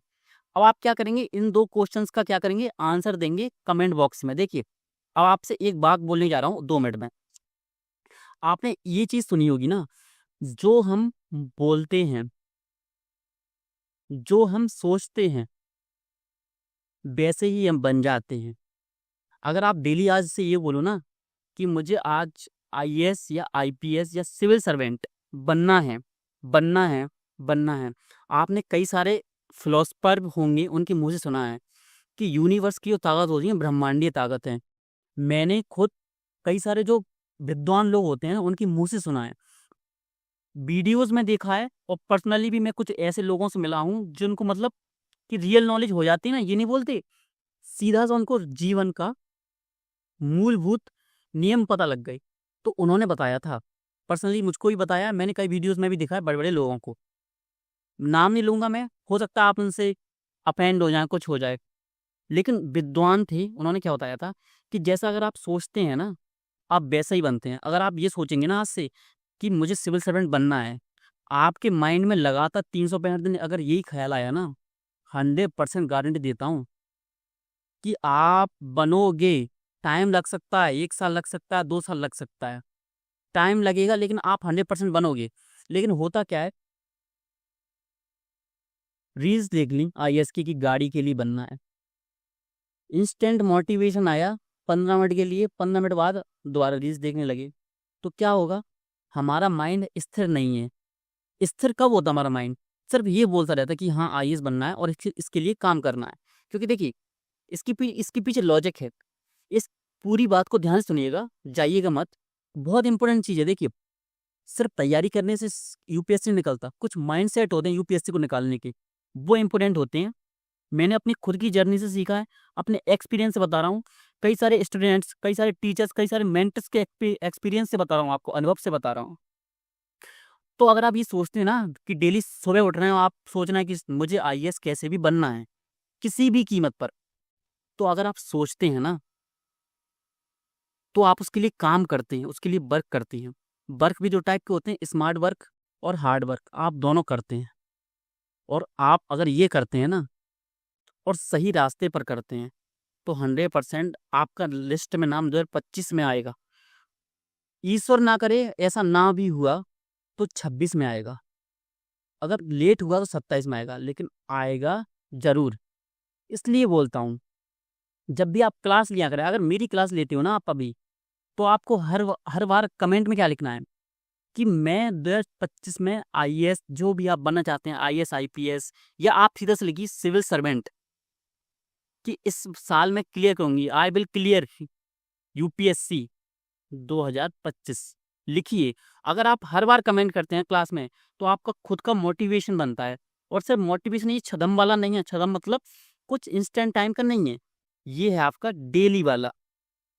कि अगर आपने लिख दिया ना, अगर आप किसी दोस्त से बोल देते ना कि मुझे ये करना है, तो आप पर जिम्मेदारी आती है, और जिम्मेदारी आती है ना तभी आप काम करते हैं। अगर आप खुद से सोचते रहेंगे ना ये काम करना है, तो आप खुद से तो झूठ ही बोल देंगे सीधा सा कि नहीं मैं नहीं करूँगा, ठीक है कल कर लूँगा, आज नहीं कर रहा कल कर लूँगा। लेकिन आपने किसी से बोल दिया ना, तो आप ये सोचेंगे कि मैंने बोल तो दिया, अब मुझे करना पड़ेगा, नहीं तो मेरी हंसी उड़ाएंगे ये लोग। तो आज ही अभी इसी कमेंट में लिखिए कि I will clear UPSC, Hindi में लिखिए, इंग्लिश में लिखिए, यूपीएससी 2025, किसी भी कीमत पर, एनी कॉस्ट लिखिए, एनी कॉस्ट लिखिए, तो कमेंट कीजिए। बाकी का आपको आंसर कमेंट करना है। क्वेश्चन नंबर मैंने आपको दे दिए, 72 का आंसर क्या है और 73 का क्या आंसर है। साथ में ये सीसेट के इंपोर्टेंट टॉपिक्स हैं, आप इनका क्या कर सकते हैं, स्क्रीनशॉट ले लीजिए, स्क्रीनशॉट ले लीजिए। सिर्फ इतने मैथ्स कर लीजिए, इतने रीजनिंग के टॉपिक कर लीजिए बस। आप अगर मन में आ रहा हो ना कि रीजनिंग कर लेता हूँ, मैथ्स में टफ लगता है, नहीं, बिल्कुल गलती मत करना। ये गलती करने का मन कर रहा हो ना, ये वाली 23 का पेपर देख लीजिएगा एक बार, फेल हो जाओगे, साफ बात है, 1 साल फालतू चला जाएगा। मैथ्स के अगर ज़्यादा टॉपिक्स नहीं करने, तो स्टार्टिंग के 4 टॉपिक्स कर लो बस, ये 4 टॉपिक्स ये, और आपके ये तो बहुत सिंपल है। पढ़ने को बैठोगे ना तो 7 या 8 घंटे में पूरे टॉपिक्स खत्म कर दोगे, एक एक घंटे में सभी, इतने टॉपिक्स कर लो। मैं गारंटी देता हूँ, 100% सिलेक्शन की गारंटी देता हूँ। मैं सी सेट में 100% क्वालिफाई मैं करवा के दूंगा आपको। ये कर लीजिए, इनसे क्वेश्चन गलत नहीं होना चाहिए। स्टार्टिंग 4 टॉपिक्स और ये टॉपिक्स, बाकी कॉम्प्रिहेंशन मेरे साथ सॉल्व कीजिए। मैं आपको होमवर्क देता हूँ, उतना कीजिए। अगर उतना ईमानदारी से कर रहे हैं ना आप, ऑनेस्टी के साथ, सिलेक्शन की गारंटी मैं देता हूँ, 100% क्वालिफाई, सी सेट क्वालिफाई आपका होगा। ठीक है, आप सभी का बहुत बहुत धन्यवाद। अब मिलूंगा मैं आपसे किसके साथ, 2022 का सॉल्यूशन के साथ। तब तक आप क्या करेंगे, इनका तो आंसर आपको देना ही है, इन 2 क्वेश्चंस का, बाकी 2022 के क्वेश्चंस की भी प्रैक्टिस करके आना, सभी क्वेश्चंस की। फिर मैं आपको लॉजिक के साथ उनको सॉल्व करके बताऊंगा। इसी तरह कोशिश करूंगा कि मैं लास्ट 5 ईयर की सभी क्वेश्चंस को आपको सॉल्व करवा के दूं। ठीक है, आप सभी का बहुत बहुत धन्यवाद।